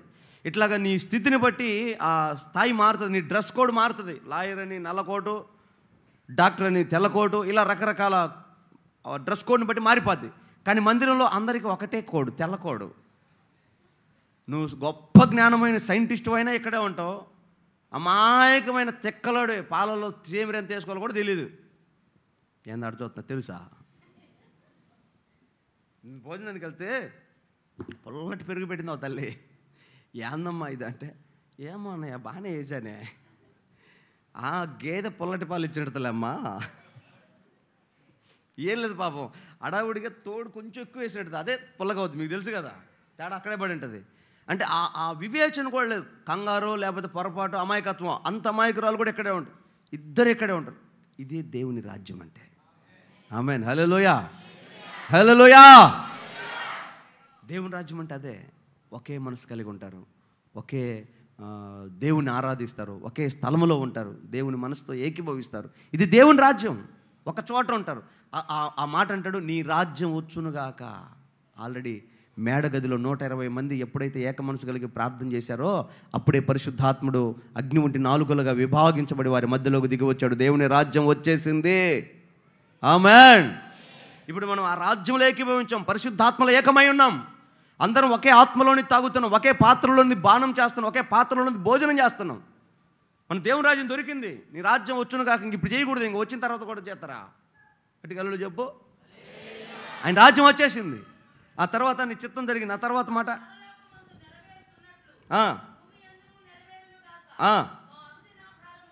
మా అనుదిన ఆహారము నేడు మాకు. ఈ ఆహారం అనేది ఆ రోజుల్లో దేవుని వాక్యము విరివిగా అందే పరిస్థితి లేదు కనుక ఆ సంఘానికి, ఆ సమాజానికి యేసయ్య చెప్పిన మాట ఏంటంటే, అనుదిన ఆహారము, అనుదిన మన్నా, అనుదిన కృప, అనుదిన కాపుదల, అనుదిన వాక్యం, అనుదిన ప్రత్యక్షత, అనుదినము దేవుని రాజ్య సంగతి, అది మాకు దయచేయమని అడిగారంట. ఆమేన్. అయ్యా, ఈరోజు మనం అనుకుంటాం కదా, ప్రతి సంవత్సరానికి ఒక వాగ్దానం, నెలకు ఒక వాగ్దానం, వారానికి ఒక వాగ్దానం, రోజుకు ఒక వాగ్దానం. ప్రతి క్షణం ఆయన మాట మనల్ని పలకరిస్తుంది. ఆమేన్. ఈ అనుక్షణము ఆయన వాక్కు, ఆయన మాట మనకు అనుగ్రహించబడాలంట. ఆమేన్. ఏ స్థితిలో ఉన్నామో ఆ స్థితిలో దేవుడు మనం మాట్లాడే ఆ ప్రత్యక్షత మనకు కావాలని మనం ప్రార్థన చేయాలంట. అందుకే అనుదిన ఆహారం మనకు దయచేయము అన్నాడు. తర్వాత మా రుణస్తులను మేము క్షమించున్నట్లుగా, అది ప్రతిరోజు మనం చేయాల్సిన ప్రార్థన ఒకటే, అయ్యా మమ్మల్ని క్షమించు. ఎందుకు క్షమించాలి? మనలో ఉన్న అతిక్రమం, మనలో ఉన్న అపవిత్రత, ఆలోచనలు చెడ్డవై ఒకవేళ దేవునికి విరోధంగా తలంచితే వాటి విషయమై క్షమాపణ అడగాలి. ఆలోచన నాకేం చెడ్డది రాదు అనే మనిషి భూమి మీద లేడు. ప్రతి ఒక్కడికి ఎవరికి ఉండవలసిన ఆలోచన వాళ్ళకు ఉంటుంది, దుర్మార్గమైన ఆలోచన. తలంపుల్లో కూడా మన పొరుగు వాడిని ఆశించడం పాపమే. అదే చెప్తున్నా. అక్కడ చెప్పాను, రోడ్డు మీద వెళ్తా ఉన్నాను, మనకంటే మంచి బండి బుల్లెట్ వేసుకుని అక్కడ బాతున్నాడు అనుకో, అబ్బా బుల్లెట్ నాకుంటే బాగుండు, పొరుగు వాడిని ఆశించినట్టే కదా. ఆ కారు ఉంటే బాగుండు, ఆ ట్రాక్టర్ ఉంటే బాగుండు, ఆ లారీ ఉంటే బాగుండు, ఆ వైపు చూసి ఆ ఇల్లు మందైతే బాగుండు, ఆశించినట్టే కదా. పొరుగువాడిని ఆశించినట్లే, పాపమే కదా. దేవుడు నీ స్థితిని కాకుండా, నీకు ఇచ్చిన స్థితిని కాకుండా ఇంకొక స్థితి నువ్వు కోరుకోవటం ఆశించటమే. అది ఆత్మ సంబంధంగా ఆశ కలిగి దేవుని అడగటం వేరు, ఫలాని వాడిది చూసి మంది కావాలనుకోవటం ఆశించటం వేరు. అది ఏ విషయంలోనైనా. పొరుగువాని భార్యని ఆశిస్తాడు ఒక దుర్మార్గుడు, పొరుగువాని భర్తను ఆశిస్తాడు ఒక దుర్మార్గురాలు. ఉన్నారు అట్టేటోళ్ళు, దరిద్రం ఎంత దినాలు ఎక్కువైపోతుంది. ఇవన్నీ పాపమే. ఇది లేదని మనం చెప్తే ఎట్లా? అందుకని నిత్యం మన తలంపులు చెడ్డవని మనం గుర్తుపట్టి ప్రభు పాదాల దగ్గరికి వెళ్ళి, అయ్యా మమ్మల్ని క్షమించండి, మమ్మల్ని క్షమించండి. దానికి ముందే చెప్తాడు, నేను మిమ్మల్ని క్షమించినట్టుగా మీరు కూడా వాళ్ళని క్షమించండి, అప్పుడు తండ్రి మిమ్మల్ని క్షమిస్తాడు అని. ఆమేన్. చివరి మాట చూడు, మమ్మల్ని శోధనలోనికి తేక దుష్టుని నుండి మమ్మల్ని తప్పించు. పేతురుతో యేసయ్య అంటాడు, ఇదిగో దుష్టుడు నిన్ను శోధించబోతా ఉన్నాడు, అయితే నువ్వు శోధన తప్పించుకునేటట్లు నేను ప్రార్థన చేస్తాను. మనకు కొన్ని శోధనలు ఉంటాయి ఈ భూమి మీద, అది ఏదైనా కానీ ఆ శోధనలో నుంచి మనం తప్పించబడేటట్లుగా మనం ప్రార్థన చేయాలి. ఆ సామర్థ్యం, ఆ శక్తి మనకు లేదు కనుక మనం ప్రభువుని మొరపెట్టుకోవాలంట. అయ్యా, రాబో శోధన ఏదైనా ఉంటే అది తప్పించయ్యా. ఇప్పుడు మనం పెళ్ళిళ్ళు చేస్తున్నా, ఇల్లు కడుతున్నా, ఏదైనా పంట పొలాలు ప్రారంభిస్తున్నా, ప్రయాణం ప్రారంభిస్తున్నా, కీడు శోధన మనిషికి వెంటాడుతుంది. లోకస్తులైతే వాళ్ళు తిప్పలాలు పడతారు, గందరగోళం అయిపోతారు. కానీ మనమైతే మన ప్రభువుని వేడుకోవాలంట, నా శోధన తప్పించయ్యా అని. ఆమేన్. హల్లెలూయా. ఏ శోధనలో పడకుండా కాపాడేది దేవుడే. హల్లెలూయా. అందుకే పేతురు, అపోస్తలుడు పేతురు యేసు ప్రభుతోనే ఉన్నాడు, అయినా పేతురుకు దేవుడు చెప్తున్నాడు, నువ్వు శోధనలో పడకుండా ఉండడానికి నేను నీ గురించి ప్రార్థన చేస్తాను. ఇలాంటి ఈ ప్రార్థన ఎక్స్పీరియన్స్ అర్థమవుతుందా మీకు? ఒక తండ్రితో మనం కలుస్తున్నామని, ఆయన ఘనుడని, పరిశుద్ధుడని, ఆయన మనకి ఏదైనా ఇవ్వగలడని సమాధానం కలిగి, దేవునితో తండ్రి మనసు కలిగి ఏకీభవించి, అప్పచెప్పుకునే ఏమైనా ఉంటే, క్షమించుకునే ఏమైనా ఉంటే, సరిదిద్దుకునే ఏమైనా ఉంటే వాటన్నిటినీ దిద్దుకొని ప్రభు దగ్గరికి వెళ్ళి మనం ప్రార్థన చేస్తే మనం అడిగిన ప్రతి మనవి ఆయన చేస్తాడంట. చప్పట్లు కొడదామా గట్టిగా? దేవునికి మహిమ కలుగును గాక. హల్లెలూయా. ఇప్పుడు నువ్వు ప్రార్థన చేస్తే దేవుడు నీకు ఇస్తాడు. ఒకవేళ ఇలా కాకుండా, ఈ మైండ్ లేకుండా నువ్వు అయినా ప్రార్థన చేస్తావు, అవి నీకు దేవుడు అనుగ్రహించడు. ఎందుకు అనుగ్రహించడో కూడా బైబిల్లో ఉంది. ఈ మాట చెప్పి నేను ముగించేస్తాను. ఎందుకని చెప్తున్నానంటే, ప్రభు దగ్గరికి వెళ్ళేటప్పుడు మనలో ఒక ధైర్యం ఉండాలి. యోహాను తన పత్రిక రాస్తూ చెప్తాడు, మొదటి పత్రిక 5వ అధ్యాయము 14వ వచనంలో చెప్తాడు, దేవుని మనం సమీపిస్తున్నప్పుడు, దేవుని అడగాలని మనం ఆయన సన్నిధి చేరినప్పుడు, ఆయనను బట్టి మనకు కలిగిన ధైర్యము ఏదనగా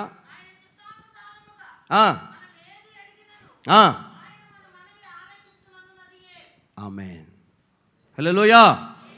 అంటే మనం ఎప్పుడైనా మనకు ఏదైనా అవసరం అవుతుంది. అమ్మ నా వైపు చూడండి ఒకసారి, గట్టిగా హల్లెలూయా చెప్పండి. జాగ్రత్తగానండి, నేను రెండు మాటలు చెప్పి నేను ముగించేస్తాను. భూమి మీద మనిషికి ఎన్నో అవసరాలు ఉన్నాయి. ఆ అవసరాలన్నింటిలో మనిషికి ఒక ధైర్యం ఉండాలి. ఇప్పుడు నేనున్నా, నాకు ఏ జీతం లేదు, నాకు ఏ సంస్థ నాయకులు లేరు, మా సంస్థ వాళ్ళు ఉన్నారులే నన్ను చూసుకుంటారంటానికి, లేకపోతే నాకు పలానా నెలకి ఇంత జీతం వస్తువులు అనుకోవడానికి లేదు. మీలో ఎంతమంది దశమ భాగాలు ఇస్తున్నారో, ఎంతమంది సందాలు వేసిపోతారో మీకే తెలియను. అది మీ విజ్ఞతకే వదిలేస్తున్నా. ఎందుకు చెప్తానంటే అర్థం చేసుకుంటారని చెప్తున్నా. ఇప్పుడు నేను నా ఆధారం ఉన్న ఒక్క ఆధారం నా ప్రభువే. హల్లెలూయా. ఇక నాకు ఏమైనా కావాలి అంటే నేను మొరపెట్టుకొని బ్రతిమాలుకోవాల్సింది దేవుణ్ణే. దేవుడి దగ్గరికి వెళ్ళాలి. ఇప్పుడు నేను నా ధైర్యం ఏంటంటే ప్రభు ఉన్నాడు, నాకు ఏమైనా ప్రభు చూసుకుంటాలే, నాకు కావాల్సిన టయానికి ఆయన ఇస్తాడు, ఇవ్వబోతాడు. అయినను నా ధైర్యం అదే. ఇప్పుడు ఆ ధైర్యం చెడిపోయే పరిస్థితి వస్తుంది. మనిషికి దమ్ముండాలి దేవుని దగ్గర కూర్చోవాలంటే. తమాషా ప్రార్థన అనగానే చేతులు ఆమేన్ ఎత్తడా, ఊరికెత్తడా, పెద్దోడు ప్రార్థన చేద్దాం. కొన్ని సంఘాలు ఉన్నాయమ్మా, ఏదైనా అవసరం చెప్పినా, ఏదైనా అక్కర చెప్పినా వెంటనే ప్రార్థన చేద్దాం, దేవుడు ఇచ్చేస్తాడు. ఎట్టిస్తాడు దేవుడు? ఎవరికి ఇస్తాడు దేవుడు? ఎలాంటి వారికి ఇస్తాడు దేవుడు? మీరే చెప్పండి. భయంకరమైన ఒక తాగుబోతాడు, పొద్దుగుకులు నీ ఇంట్లో నీ భర్తే విపరీతమైన తాగుబోతాడు. కూలని చేసుకొని 10 రూపాయలు పిల్లకు బట్టలు కొనాలనో, పిల్లకు పుస్తకాలు కొనాలనో దాచిపెట్టావు, లేకపోతే ఏదైనా మంచుకో చెడుకో ఫంక్షన్కో దేనికో దాచిపెట్టావు. ఆ తాగుబోతాడు ఇంట్లో ఉన్నంతసేపు నీకు భయం కదా డబ్బులు పోతాయని. సరే, నీ దగ్గరే ఉన్న భర్తకు అప్పచెబితే కాపాడుతాడని ధైర్యం నీకు ఉంటుందా? నీ భర్తే, నీ యజమానే, నీ అన్నిటి మీద నీకు అధికారం ఉన్నవాడే, కానీ ఉంటుందా? నీకు ఇవ్వగలవా? ధైర్యం ఇవ్వగలవా? అతని చేతిలో పడితే ఆ డబ్బులు ఏమైపోతాయి? పాడైపోతాయి. అయిపోకపోగా అతన్ని కూడా పాడు చేస్తాయి. Same to same. నువ్వు మొరపెట్టిన ప్రతిసారి నీ మొరాలకించి దేవుడు ఆమేన్ అన్నాడు అనుకో, నువ్వు ప్రమాదకరమైన వ్యక్తిలాగా తయారైపోతావు. ఎట్లా ప్రమాదకరమైన వ్యక్తిలాగా తయారవుతావు అంటే, తర్వాత చదువుదాం అనుకో. ఇప్పుడు చదువు యాకోబు పత్రిక 4వ అధ్యాయం 3వ వచనం.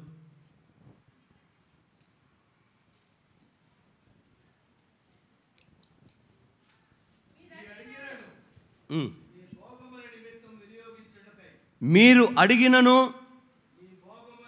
మీ భోగముల నిమిత్తమై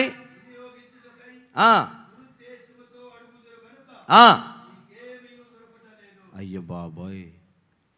హలో, ఇప్పుడు చెప్పండి బిడ్డలారా, దేవుడే చెప్తున్నాడు. మీరు అడుగుతారు, ప్రార్థన చేస్తారు, కన్నీళ్ళు విడిస్తారు, గందరగోళం అయిపోతున్నారు. నేను కూడా మీకు ఇవ్వాలని ఆశపడుతున్నా. అయితే మీరు అడిగేది ఎందుకు అడుగుతున్నారు తెలుసా? మీ భోగం, మీ ఆశ, మీ కోరిక, మీ ఇష్టానికి అడుగుతున్నారు. మరలా నా మీద ఆ దేవుడు చేయట్లేదని, ఎంత ప్రార్థన చేసిన ఉపయోగం లేదని అంటున్నారు. మీరు అడిగింది ఒకవేళ నేను చేస్తే అసలు నువ్వు ఇంకెంత భయంకరమైన ప్రమాదానికి గురవుతావు నీకు తెలుసా? నరకానికే పోతావేమో. అంటే ఎట్లానే భోగాలు నిమిత్తం అంటే ఎట్లానే? మంచి సభ జరుగుతుంది, పెద్ద సభ జరుగుతుంది. ఒక యవనస్తురాలు వచ్చి ప్రార్థనలో కూర్చోంది. ఆరాధన జరుగుతుంటే విపరీతంగా ఏడుస్తూ ఉంది. వాక్య పరిచర్య అయిపోయింది. ఇక సాక్ష్యాలు చెప్తున్నాడు. దేవుడు నాతో మాట్లాడాడు, దేవుడు అద్భుతం చేశాడు, దేవుడు అబ్బో ఆశ్చర్యకార్యం చేశాడు, మనసుకు నెమ్మది కలిగి తృప్తి కలిగి. ఎంతకేమని ప్రార్థన చేసావమ్మా? ఆ పిల్ల అంటదే, నేను ఒక అబ్బాయిని ప్రేమించాను, మా అమ్మ ఒప్పుకోవట్లేదు, మా నాన్న ఒప్పుకోవట్లేదు, అందుకే ఈరోజు నేను ప్రభువుని అడిగాను. అర్థమవుతుందా? ప్రభువుని అడిగాను. వీళ్ళ ముఖం వీళ్ళు చేస్తే అంత చేయకపోతే ఆయన చేస్తాడు. ఆయన ఇంకా ఆ పని అన్నీ పెట్టుకునేది, ఇంకా అదే పనిలో ఉంటాడు ఆయన. ఇంకా మిమ్మల్ని కలిపే దాంట్లోనే ఉంటాడు. దైవజనుడు కూడా అదే చెప్పిండంట. బిడ్డ, మీ అమ్మ నీ మాట వినట్లేదా? మీ నాన్న నీ మాట పడుచుకోవట్లేదా? నా తండ్రి పడుచుకుంటాడు బిడ్డ అన్నాడంట. ఇక నిబ్బరం కలిగింది. ఇంకా చూస్తూ ఉంది. నేను మొన్న చూసా, అట్టే ఉంది. ఏందమ్మా ఇంకా పెళ్ళి కాలేదా? ఎంత వయసు? ఇప్పటికి ఆమెకు 43వ సంవత్సరం. నీ అంత విశ్వాసం ఎవరికి ఉండదమ్మా? అసలు ఇంతకు ఆడన్న ఉన్నాడా? ఆడికి 4 పిల్లలు.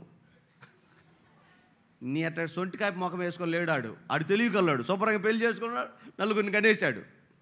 ఈ పిచ్చిదానికి అర్థం కావట్లే, ఇంకా చూస్తానే ఉంది. వాళ్ళ అమ్మ చచ్చిపోయింది, వాళ్ళ నాన్న కూడా రిటైర్డ్ అయిపోయి రేపో మాపో బకెట్ తనేటట్టు ఉన్నాడు. చూస్తానే ఉంది. ఇట్లాంటి ప్రార్థనలు వింటాడా?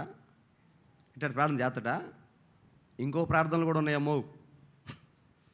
ప్రార్థన చేస్తా. ప్రభు అందరు నిలబడి ఏకీభవించి, నాయనా ఎస్సయ్యా చెప్పు బిడ్డ, అదే ఇంటి చుట్టూ కావలో ఉండయ్యా. కర్ర ఏమని తెచ్చుకోమంటవా? తాళం ఎవరు పగలగొట్టకూడదు, పగలగొట్టిన రాకూడదు, నువ్వే కాపాడయ్యా. నీ రక్తం పిండు నాయన ఇంటి చుట్టూ పిండి కాపాడి. ఏం చేస్తా? మీరు ఆడికి పోతాను, శిలమ పోతున్నామయ్యా. మేము వచ్చేసరికి మా ఇల్లు భద్రంగా ఉండాలి నాయన. ఇంకా పోతే పోయింది, టికెట్లు కూడా గబక్కుని దొరకాలయ్యా. మేము బాగానే చేతులు ఎరగొట్టుకొని కాళ్ళు ఎరగొట్టుకొని గందరగోళం కాకుండా, అయ్యా నువ్వు గొప్ప దేవుడు అయ్యా, మా కోసం కౌంటర్ రోడ్ ఖాళీ కూర్చోవాలయ్యా, టికెట్ గబ్బుకుని దొరకాలి, చూసుకొని రావాలి. బా ఏం ప్రార్థనో వింటడా? ఇది కూడా ప్రార్థనే, వింటడా? నువ్వు చేసే ప్రార్థన యుక్తమైనదిగా ఉండాలి, అంగీకారంగా ఉండాలి, అది దేవునికి మేలుకరంగా అనిపించాలి, దేవుడు అంగీకరించాలి ఆ మాటలు. మనం అడిగే ప్రతి ప్రార్థన అంట ధైర్యంగా వెళ్ళాలంట. ప్రభు దగ్గరికి మనం ప్రార్థన చేయడానికి ధైర్యంగా వెళ్ళాలంట. ఏంటి ధైర్యం? నా దేవుడు నేను అడిగిన మనవిని చేస్తాడు. నువ్వు వెళ్ళేటప్పుడే ఒక నిశ్చయతలోకి రావాలి. నేను ఈ మాట అడిగాను అనుకో, దీనివల్ల ప్రభువుకు మహిమ, నాకు మహిమ, సరే నాకే మహిమ, దీనివల్ల నేనేమో నష్టపోతానా, లాభపడతానా? హలో, దమ్మున్న ప్రార్థన చేస్తాడు ఒక ఆయన. సామెతల గ్రంథం 31వ అధ్యాయంలో చివరి మాటలు ఒకసారి చదువుతావా? అంటే ఈ లోకానికి, ఈ అంత్య దినాల్లో ఈ తరానికి మాటలు అర్థం కావట్లేదు. ఎందుకో? నిర్లక్ష్యంగా బతుకుతున్నారు. ప్రార్థన అంటే స్వలాభం కొరకే వాడుకుంటున్నారు. అలాంటి వారి కొరకే చెప్తున్నా. 30వ అధ్యాయము, సామెతల గ్రంథం 30వ అధ్యాయము 7వ వచనంలో ఇలాగ చెప్తాడు. దేవా, నేను నీతో 2 మనవులు చేసుకొనుచున్నాను, నేను చనిపోకముందు వాటిని నాకు అనుగ్రహించు.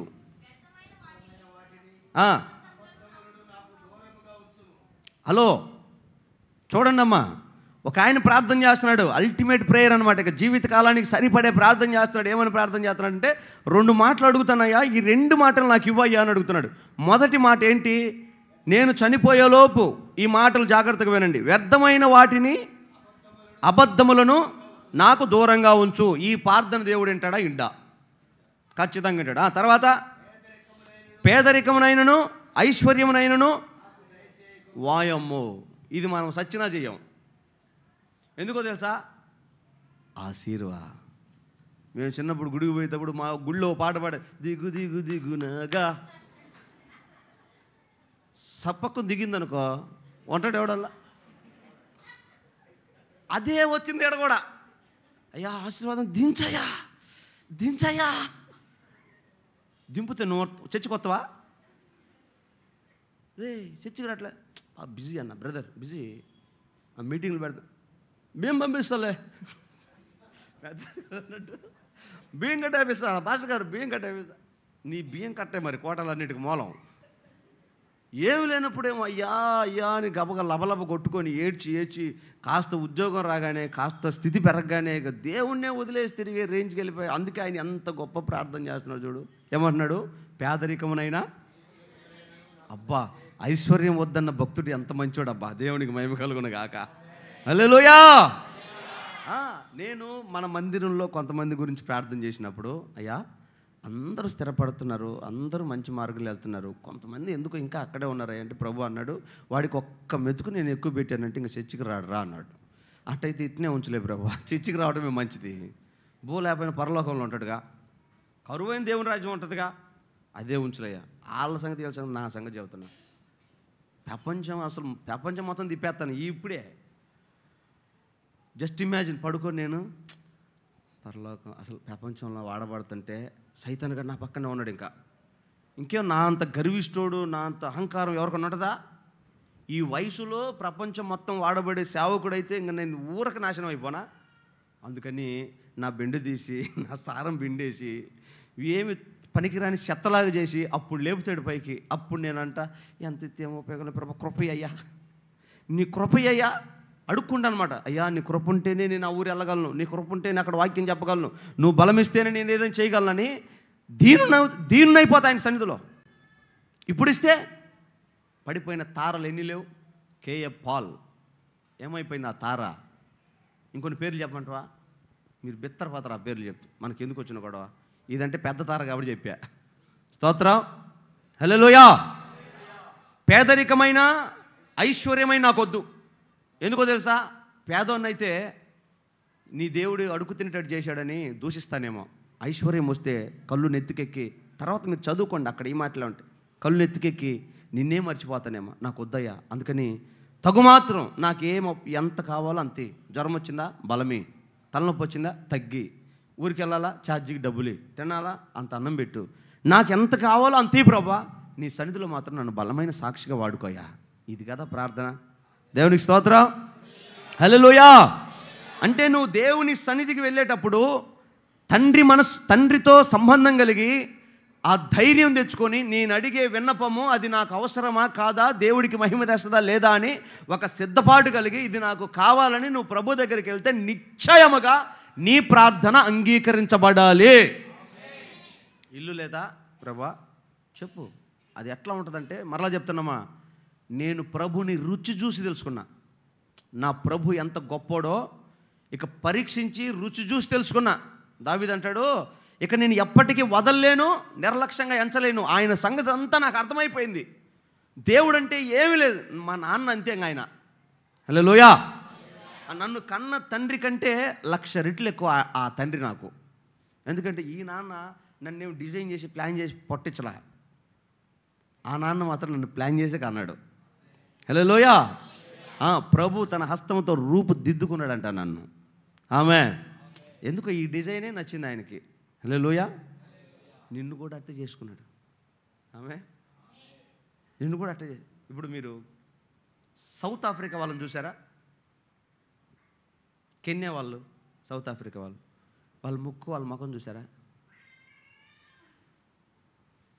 పాపం అనిపిస్తుంది. పాపం వీళ్ళు ఎట్ట, ఆ ఊర్లో కూడా హీరోయిన్లు ఉన్నారంట. కెన్యాలో సౌత్ ఆఫ్రికాలో కూడా హీరోయిన్లు ఉన్నారంట. కెన్యాలో సౌత్ ఆఫ్రికాలో అమ్మాయిల కోసం కూడా దీన్ని ఏమంటారు, పోటీ పెడతారు, రాజులు పోటీ పెడతారే, స్వయంవరం పెడతారు వాళ్ళ కోసం. వాళ్ళ ముఖాలు ఎట్లా ఉంటాయి తెలుసా? మన బాక్సులే కొద్ది తెల్లగా ఉంటాయి దుంబం బట్టి. వాళ్ళంత గ్యారంటీ కలరు. వాళ్ళను కూడా దేవుడే సృష్టించాడు. ఎందుకు వాళ్ళని అంత ప్రేమించాడు దేవుడు? సైన్స్ వేరే చెప్తుందిలే, అక్కడున్న వాతావరణం బట్టి అట్టున్నారు ఇట్టున్నారు ఎన్ని చెప్పుకున్నా, మరి అక్కడున్న వాతావరణంలో వాళ్ళని తీసుకొచ్చి ఎక్కడ వేయొచ్చుగా, మనల్ని తీసుకెళ్ళి అక్కడ వేయొచ్చుగా. మార్పు చేయలేడా? చేయగలడు. కానీ ఆయన డిజైన్ చేశాడంతే. నిన్నట్లే చేశాడు, నన్నట్లే చేశాడు. మనము దేవునికి ప్రియమైన పిల్లలం. ఆమేన్. సర్జరీలకు వెళ్ళకూడదు, తప్పది. దేవుని నిర్మాణాన్ని నువ్వు లోపంగా ఎంచినట్టు అవుద్ది. నాకు ముక్కు తక్కువైంది, మూతి తక్కువైందని ప్లాస్టిక్ సర్జరీకి వెళ్ళావనుకో, దేవుని డిజైన్ని తప్పుపట్టినట్టు అవుద్ది. కొత్త కొత్త రంధ్రాలు కూడా పెట్టకూడదు. ఇప్పుడు ఇదొక రంధ్రం, ఇదొక రంధ్రం, ఇదొక రంధ్రం, ఇదొక రంధ్రం, ఇదొక రంధ్రం. దేవుడు ఎన్ని పెట్టాలని పెట్టి మళ్ళీ కొత్త ఎందుకు? మొన్న ఏడు పెట్టిన 6 రంధ్రాలు పెట్టింది. దీనికి కోసి తీసేత్తపోద్దిగా, అంత అడ్డమైతే అన్నీ అవసరమా? ఎంతవరకు? ఏదో పాపం ఎవరో ఏదో చేశారో ఒకటి తగిలించుకున్నారంటే సరే, ఆడపిల్లలు తగిలించుకున్నారు, భారతదేశంలో ఇదొక దిక్కుమాల సాంప్రదాయం ఉందని అర్థం చేసుకోవచ్చు. అన్యా శ్రీకాకుళం వాళ్ళు తగిలించుకున్నాడు, ముక్కుకి ఏడబెట్టాలి తెలియకాలి, ఏడగొడుచుకుంది ఒక ముక్కుకి, ఆ తర్వాత ఏడగొడుచుకుంది. దున్నపోతులకు వేస్తారు ఏడ, మనుషులకైతే ఎయిరట్ట. తెలియని సాగు ఇదంతా. దేవుడి డిజైన్ని మనం తప్పు పట్టకూడదు. హల్లెలూయా. అట్లా మన దేవుడే చేశాడు, అందరిని దేవుడు చేశాడు, మనల్ని కూడా దేవుడు చేసుకున్నాడు, నన్ను కూడా దేవుడు చేశాడు. అందుకే నా పరమ తండ్రి అంటే నాకు అపారమైన గౌరవం. ఆయన ఎవరో నేను ఎరుగదును. అందుకని నేను ఎప్పుడు దేవుణ్ణి పొర్రపాటును కూడా తోలనాడి మాట్లాడను. ఏం చేసినా ఆయన మేలు చేస్తాడు. ఎందుకో తెలుసా? మరలా చెప్తున్నా, గడిచిన సంవత్సరంలో జరిగిన దెబ్బ, కలిగిన ప్రమాదం ఎంత గొప్పదో మీకు తెలుసు. ఆ క్షణం నా మదిలో పుట్టిన ప్రశ్నలలో దేవునికి నేను బహుగా దగ్గరయ్యా. అందుకే చెప్తున్నా, మరలా చెప్తున్నా, దేవుడు మనకు మేలే చేస్తాడు. అప్పగించుకోవాలంతే. అయితే మనము ఆయన సన్నిధి చేరేటప్పుడే మనం ఒక తండ్రి దగ్గరికి వెళ్తున్నామని మనం ఒక అప్లికేషన్ సిద్ధపరచుకొని, ఇదిగో నాకు ఇల్లు లేదు ప్రభా, అందరూ మంచి మంచి ఇల్లులు కట్టుకుంటున్నారు, నిన్ను నమ్ముకొని నాకు ఇల్లు లేకపోతే అవమానం కదయ్యా, నన్ను ఆశీర్వదించయ్యా. వెళ్ళేటప్పుడే ఒరే నువ్వు సీరియల్లే మానుకోపోతే నీకు ఎట్టే వాళ్ళ ఇల్లు అంటాడేమో అని నువ్వు సీరియల్ మానేసిపోవాలా. హల్లెలూయా. దమ్ముందా? ఇక రేపు నుంచి మీరు ప్రార్థనే చేయరు, ఎందుకంటే ఇది అయ్యేది కాదులే, ఇక మన ప్రార్థన పోయేది కాదు. నిజం. మీరు ఇలాంటి మనసుతో వెళ్ళి అడగండి, ఇవ్వకపోతే నన్ను అడుగు. ప్రార్థన పరలోకం నుంచి ఆశీర్వాదాన్ని దింపుతుంది. ఊరిక భజన చేస్తే కాదు, ఊరిక లబలబ కొట్టుకుంటే కాదు. నేను చెప్పి ఈ మనసు, ఈ మైండ్ రా.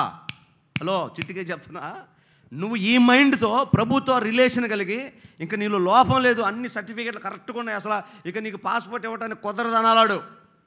ఈ పేరు ఏం తప్పు ఉంది, ఈ ప్రూఫ్ లేదేంది, రేషన్ కార్డు లేదే, కరెంటు బిల్ లేదు, అడగకూడదు. అన్నీ అంట పెట్టుకొని పోవాలా ఆ దగ్గరికి. ఇక అడిగితే ఖచ్చితంగా టైప్ చేసి పంపించాల్సిందే. ఆ రేంజ్లో నువ్వు ప్రభు దగ్గరికి వెళ్ళు. ఉద్యోగం కావాలా? ఉద్యోగం ఇస్తే ఏం చేస్తావు చెప్పు. ఇంక నేను మందిరం రా ఏం రానయ్యా, ఇక నా బాధలు నేను పడతా, నీకెందుకయ్యా ఉద్యోగం. పిల్లలు కావాలా? పిల్లలు పుట్టగానే అన్నలాగా, అయ్యా సమూయేలు లాంటి దైవజనం చేస్తానయ్యా, లేకపోతే గొప్ప సేవకులయ్యా, ఒరిస్సాలో సేవ లేదంటగా, బీహార్లో సేవ లేదంటగా, పంపిస్తానయ్యా సేవకు వాడిని పెంచి పెద్ద చేసి. ఈ మైండ్తో మరలా నువ్వు మోసం చేయడానికి పోయావు. ఆయనకు అన్నీ తెలుసు. హలో, ఆయనకు అది కూడా తెలుసు. పిల్లలు పుట్టి దాకా పోయి కొంతమంది, నేను ఒక సాక్ష్యం విన్నా, మందిరంలో కూర్చొని బ్రాహ్మణులమ్మా, మందిరంలో కూర్చొని అయ్యా పిల్లలు పుడితే నీకోసమేనా, నీకోసమే. గర్భఫలం దేవుడు బిడ్డను గర్భంలో వేసాడు, అంతే సంగతి. మందిరం వదిలేసింది. ఆడికి 25 సంవత్సరాలు వచ్చేదాకా అసలు చర్చి జోలికి పోలేదంటామా. అప్పుడు పడింది ఒక దెబ్బ. అప్పుడు రిమైండ్ చేసుకుంది, అయ్యో నేను ఇంత దుర్మార్గం చేశానే అని. అప్పుడు ఫ్యామిలీ వెళ్ళారు. అట్లా దేవుడికి అన్నీ తెలుసు. నీకు పిల్లలు ఇస్తే నువ్వు హీరోయిన్లు చేస్తావో, హీరోలను చేస్తావో, మంచిగా వాడతావో, చెడుకు వాడతావో, అది దేవుడికి తెలుసు. మంచి మనస్సాక్షితో సంతానం కావాలా, ఉద్యోగం కావాలా, ఆశీర్వాదం కావాలా, ఈ లోక సంబంధమైనది కావాలా, పరలోక సంబంధం కావాలి, అడిగితే పరిశుద్ధాత్మను అడిగినా ఇస్తాడు ఆయన. ఆత్మ ఫలాలు, వరాలు, ప్రవచనాలు కావాలా, ప్రభు సన్నిధిలో వెళ్ళి అడుగు, ఖచ్చితంగా ఇస్తాడు. ఇంకా ఈ అంత్య దినాల్లో ప్రార్థన చేసే వాళ్ళు లేరు, కానీ కృప అధికమయ్యే కాలం ఇది.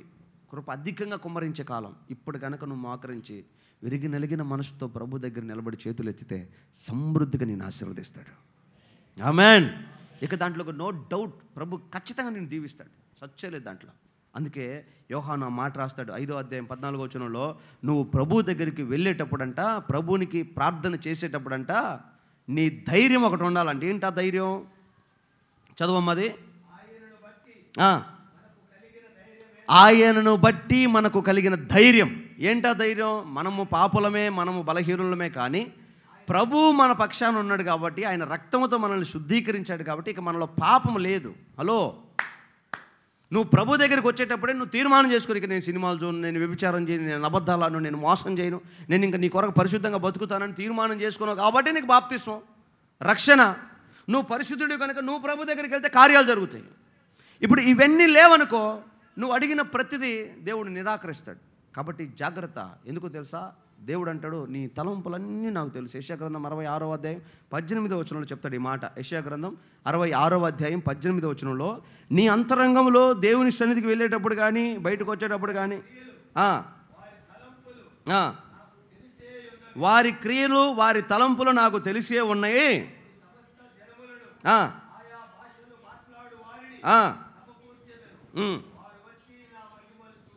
ఆమేన్. మన ఉద్దేశాలన్నీ ఆయనకు తెలిసే ఉన్నాయంట. అందుకు మన ఉద్దేశాలని ఆయన సన్నిధిలోనికి వెళ్ళక ముందే దిద్దుకోవాలి. దేవునికి స్తోత్రం. ప్రతి బల్లారాధనకి ముందు, లేకపోతే ప్రతి ఆదివారం ఆరాధనకు ముందు శనివారం శుద్ధీకరణ కొడుకు జరుగుతుంది. ఎందుకో తెలుసా? ఈ ఆదివారం మనం ఆయన సన్నిధికి వస్తాం. పాట పాడేటప్పుడో, ప్రార్థన చేసేటప్పుడో, ఆరాధించేటప్పుడో, వాక్యం వినేటప్పుడో అంతరంగంలో ఆశ కలిగిద్ది, అయ్యా ఈ వారంలోనైనా నా సమస్య పోవాలయ్యా, ఈ వారంలోనైనా నాకు ఆరోగ్యం కావాలయ్యా, ఈ వారమైనా నేను ఆశీర్వదించబడాలి, ఈ వారమైనా నా ప్రయత్నం సఫలం అవ్వాలి, ఏదో ఆశగా ఉంటుంది. ఆ ఆశ ఈ ఆరాధనలో నెరవేరాలి అంటే దేవుడు నిన్న నువ్వు శుద్ధీకరించుకున్న అనుభవాన్ని ఈరోజు పరిగణలోకి తీసుకుంటాడు. అందుకు కదా శనివారం ప్రార్థనకు రెండో అని బతిలాడేది. మీరు వచ్చి ఏమన్నా లాభమో చెప్పండి. ఎక్కువ మంది రావటం వల్ల ఎక్కువ ఫ్యాన్లు తిరిగితే కరెంటు బిల్ లాసు. ఇప్పుడు శనివారం ఇప్పుడు నేను రాత్రి ఒక 40 మంది వచ్చారు. ఒక్కరైనా శనివారం వచ్చి కానుకేశారా? అసలు ఎప్పుడైనా చెప్పానా? నేను కోరుకుంటుంది మీలో నుంచి వేరే లెవెల్ ఉందండి. అది మీరు గ్రహించలేకపోతున్నారు. మీరు ఆశీర్వదించబడాలి నా తపన. మీరు దీవెనకరంగా ఉంటే నేను కూడా దీవెనకరంగా ఉంటాను. హల్లెలూయా. మీరు గొప్ప వాళ్ళు అవుతే నేను కూడా గొప్పని అవుతాను. కలెక్టర్ గారు మన చర్చికి వచ్చారని కలెక్టర్ గారు మీ చర్చికి వస్తారు, నాకు కూడా గంత కదా. అడుగు తినే వాళ్ళందరినీ నేను పోగేసుకున్నాను అనుకో. ఈడొక అడుగు తిన్నాడు, వాళ్ళని అడుగు తినే వాళ్ళు పోగేసుకున్నాడు అనుకోరా, చెడ్డ పేరు కదా. ఎక్కడ దీవెన మీకు అర్థం కావట్లే నా ఆశంగా. దీన్ని బట్టి మీరు ఏ రేంజ్కి వెళ్ళాలనుకుంటున్నానో నేను అర్థం చేసుకోండి. ప్రభు సన్నిధిలో ఒకవేళ మీరు రాలేని పక్షం అనే మాట ఉండకూడదు. ఎందుకంటే 30 కిలోమీటర్ల నుంచి శుద్ధీకరణ కోటానికి వచ్చినప్పుడు నువ్వెందుకు రాలేవు? రావచ్చు. దేవునికి మహిమ కలుగునుగాక. దేవుడితో నీకున్న సంబంధాన్ని బట్టి ఉంటుంది అది. కాబట్టి శుద్ధీకరించుకొని ప్రభు దగ్గరికి వచ్చి మనల్ని మనం వ్యక్తిగతంగా తీర్మానం చేసుకుని ప్రార్థన చేసుకుంటే ఖచ్చితంగా దేవుడు మనల్ని ఆశీర్వదిస్తాడు. ఒక మాట చూడు, ఆ ప్రభు దగ్గరికి వచ్చేటప్పుడు ప్రభు మనతో మాట్లాడే విధానం ఎలా ఉంటుందంటే, మార్కు సువార్త 11వ అధ్యాయము 24వ వచనం.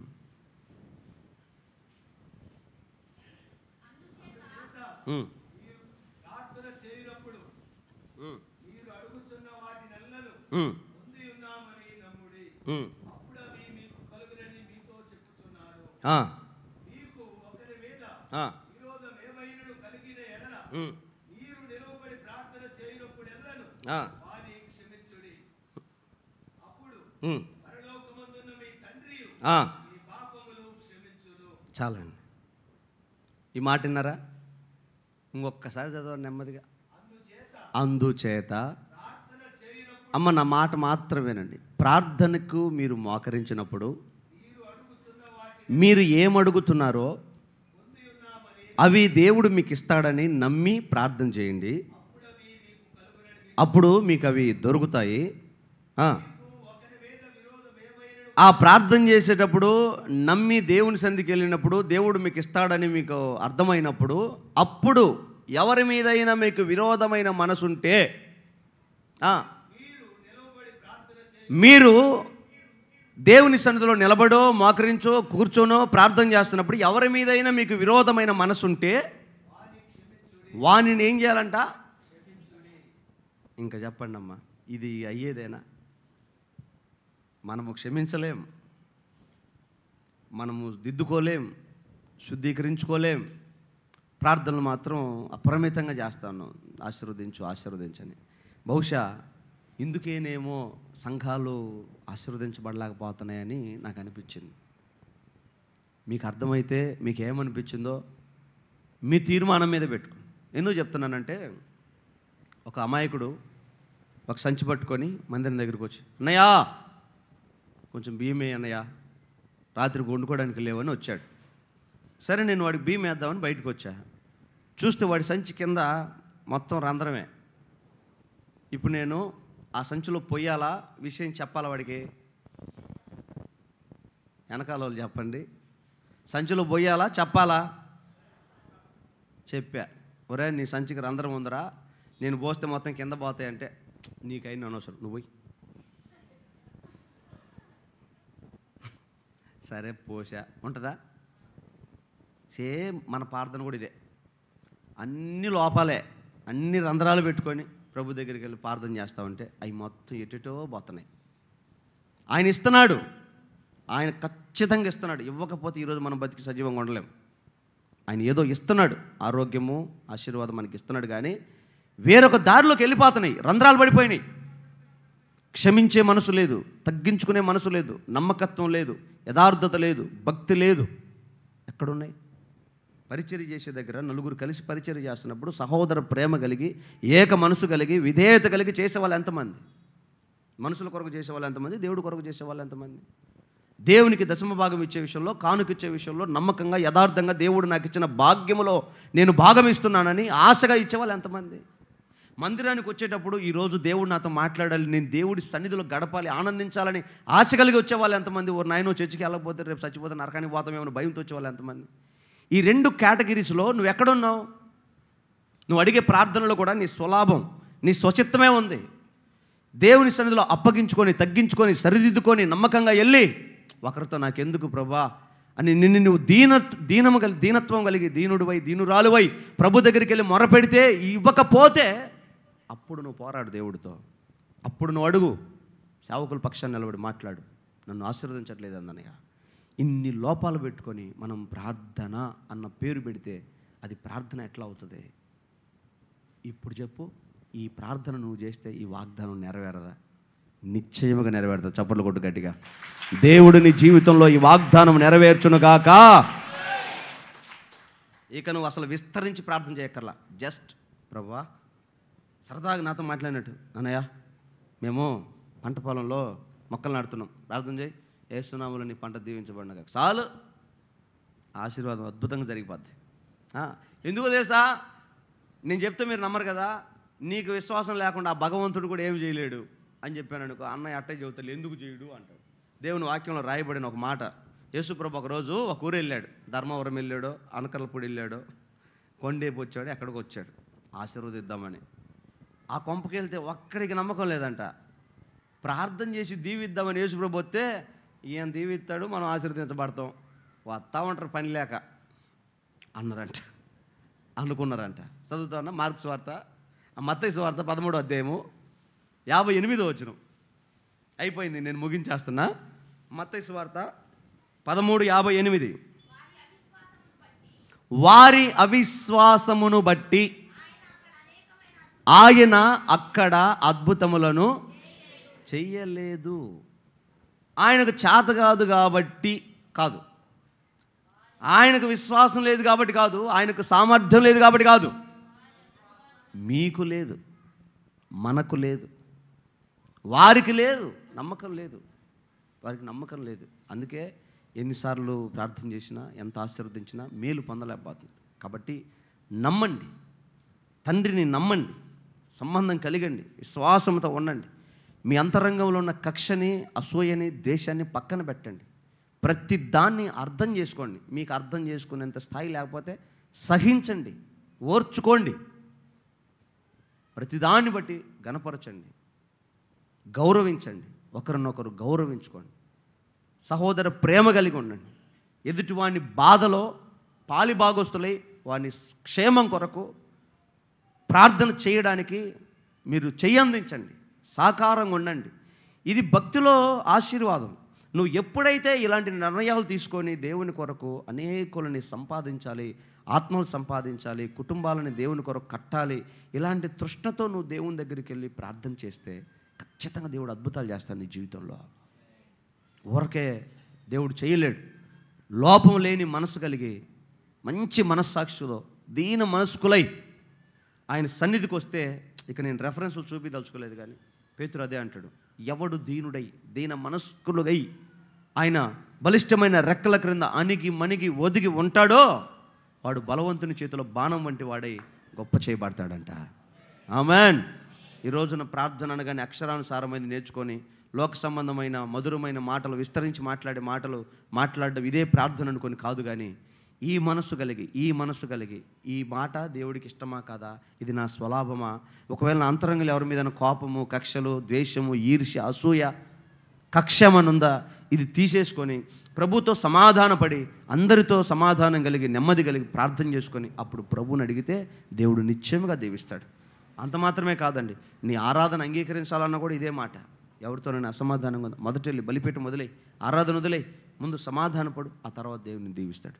ఇలాగ మీరు ప్రార్థన చేయండి. ఈ 2025వ సంవత్సరం దేవుడిచ్చిన వాగ్దానం, దేవుడు మనతో మాట్లాడిన ప్రతి మాట నిశ్చయముగా మీ జీవితంలో పొందుకుంటారు. ఈ భక్తి మీరు ప్రాక్టీస్ చేయండి. మీ జీవితంలో మేలు పొందటమే కాదు, మిమ్మల్ని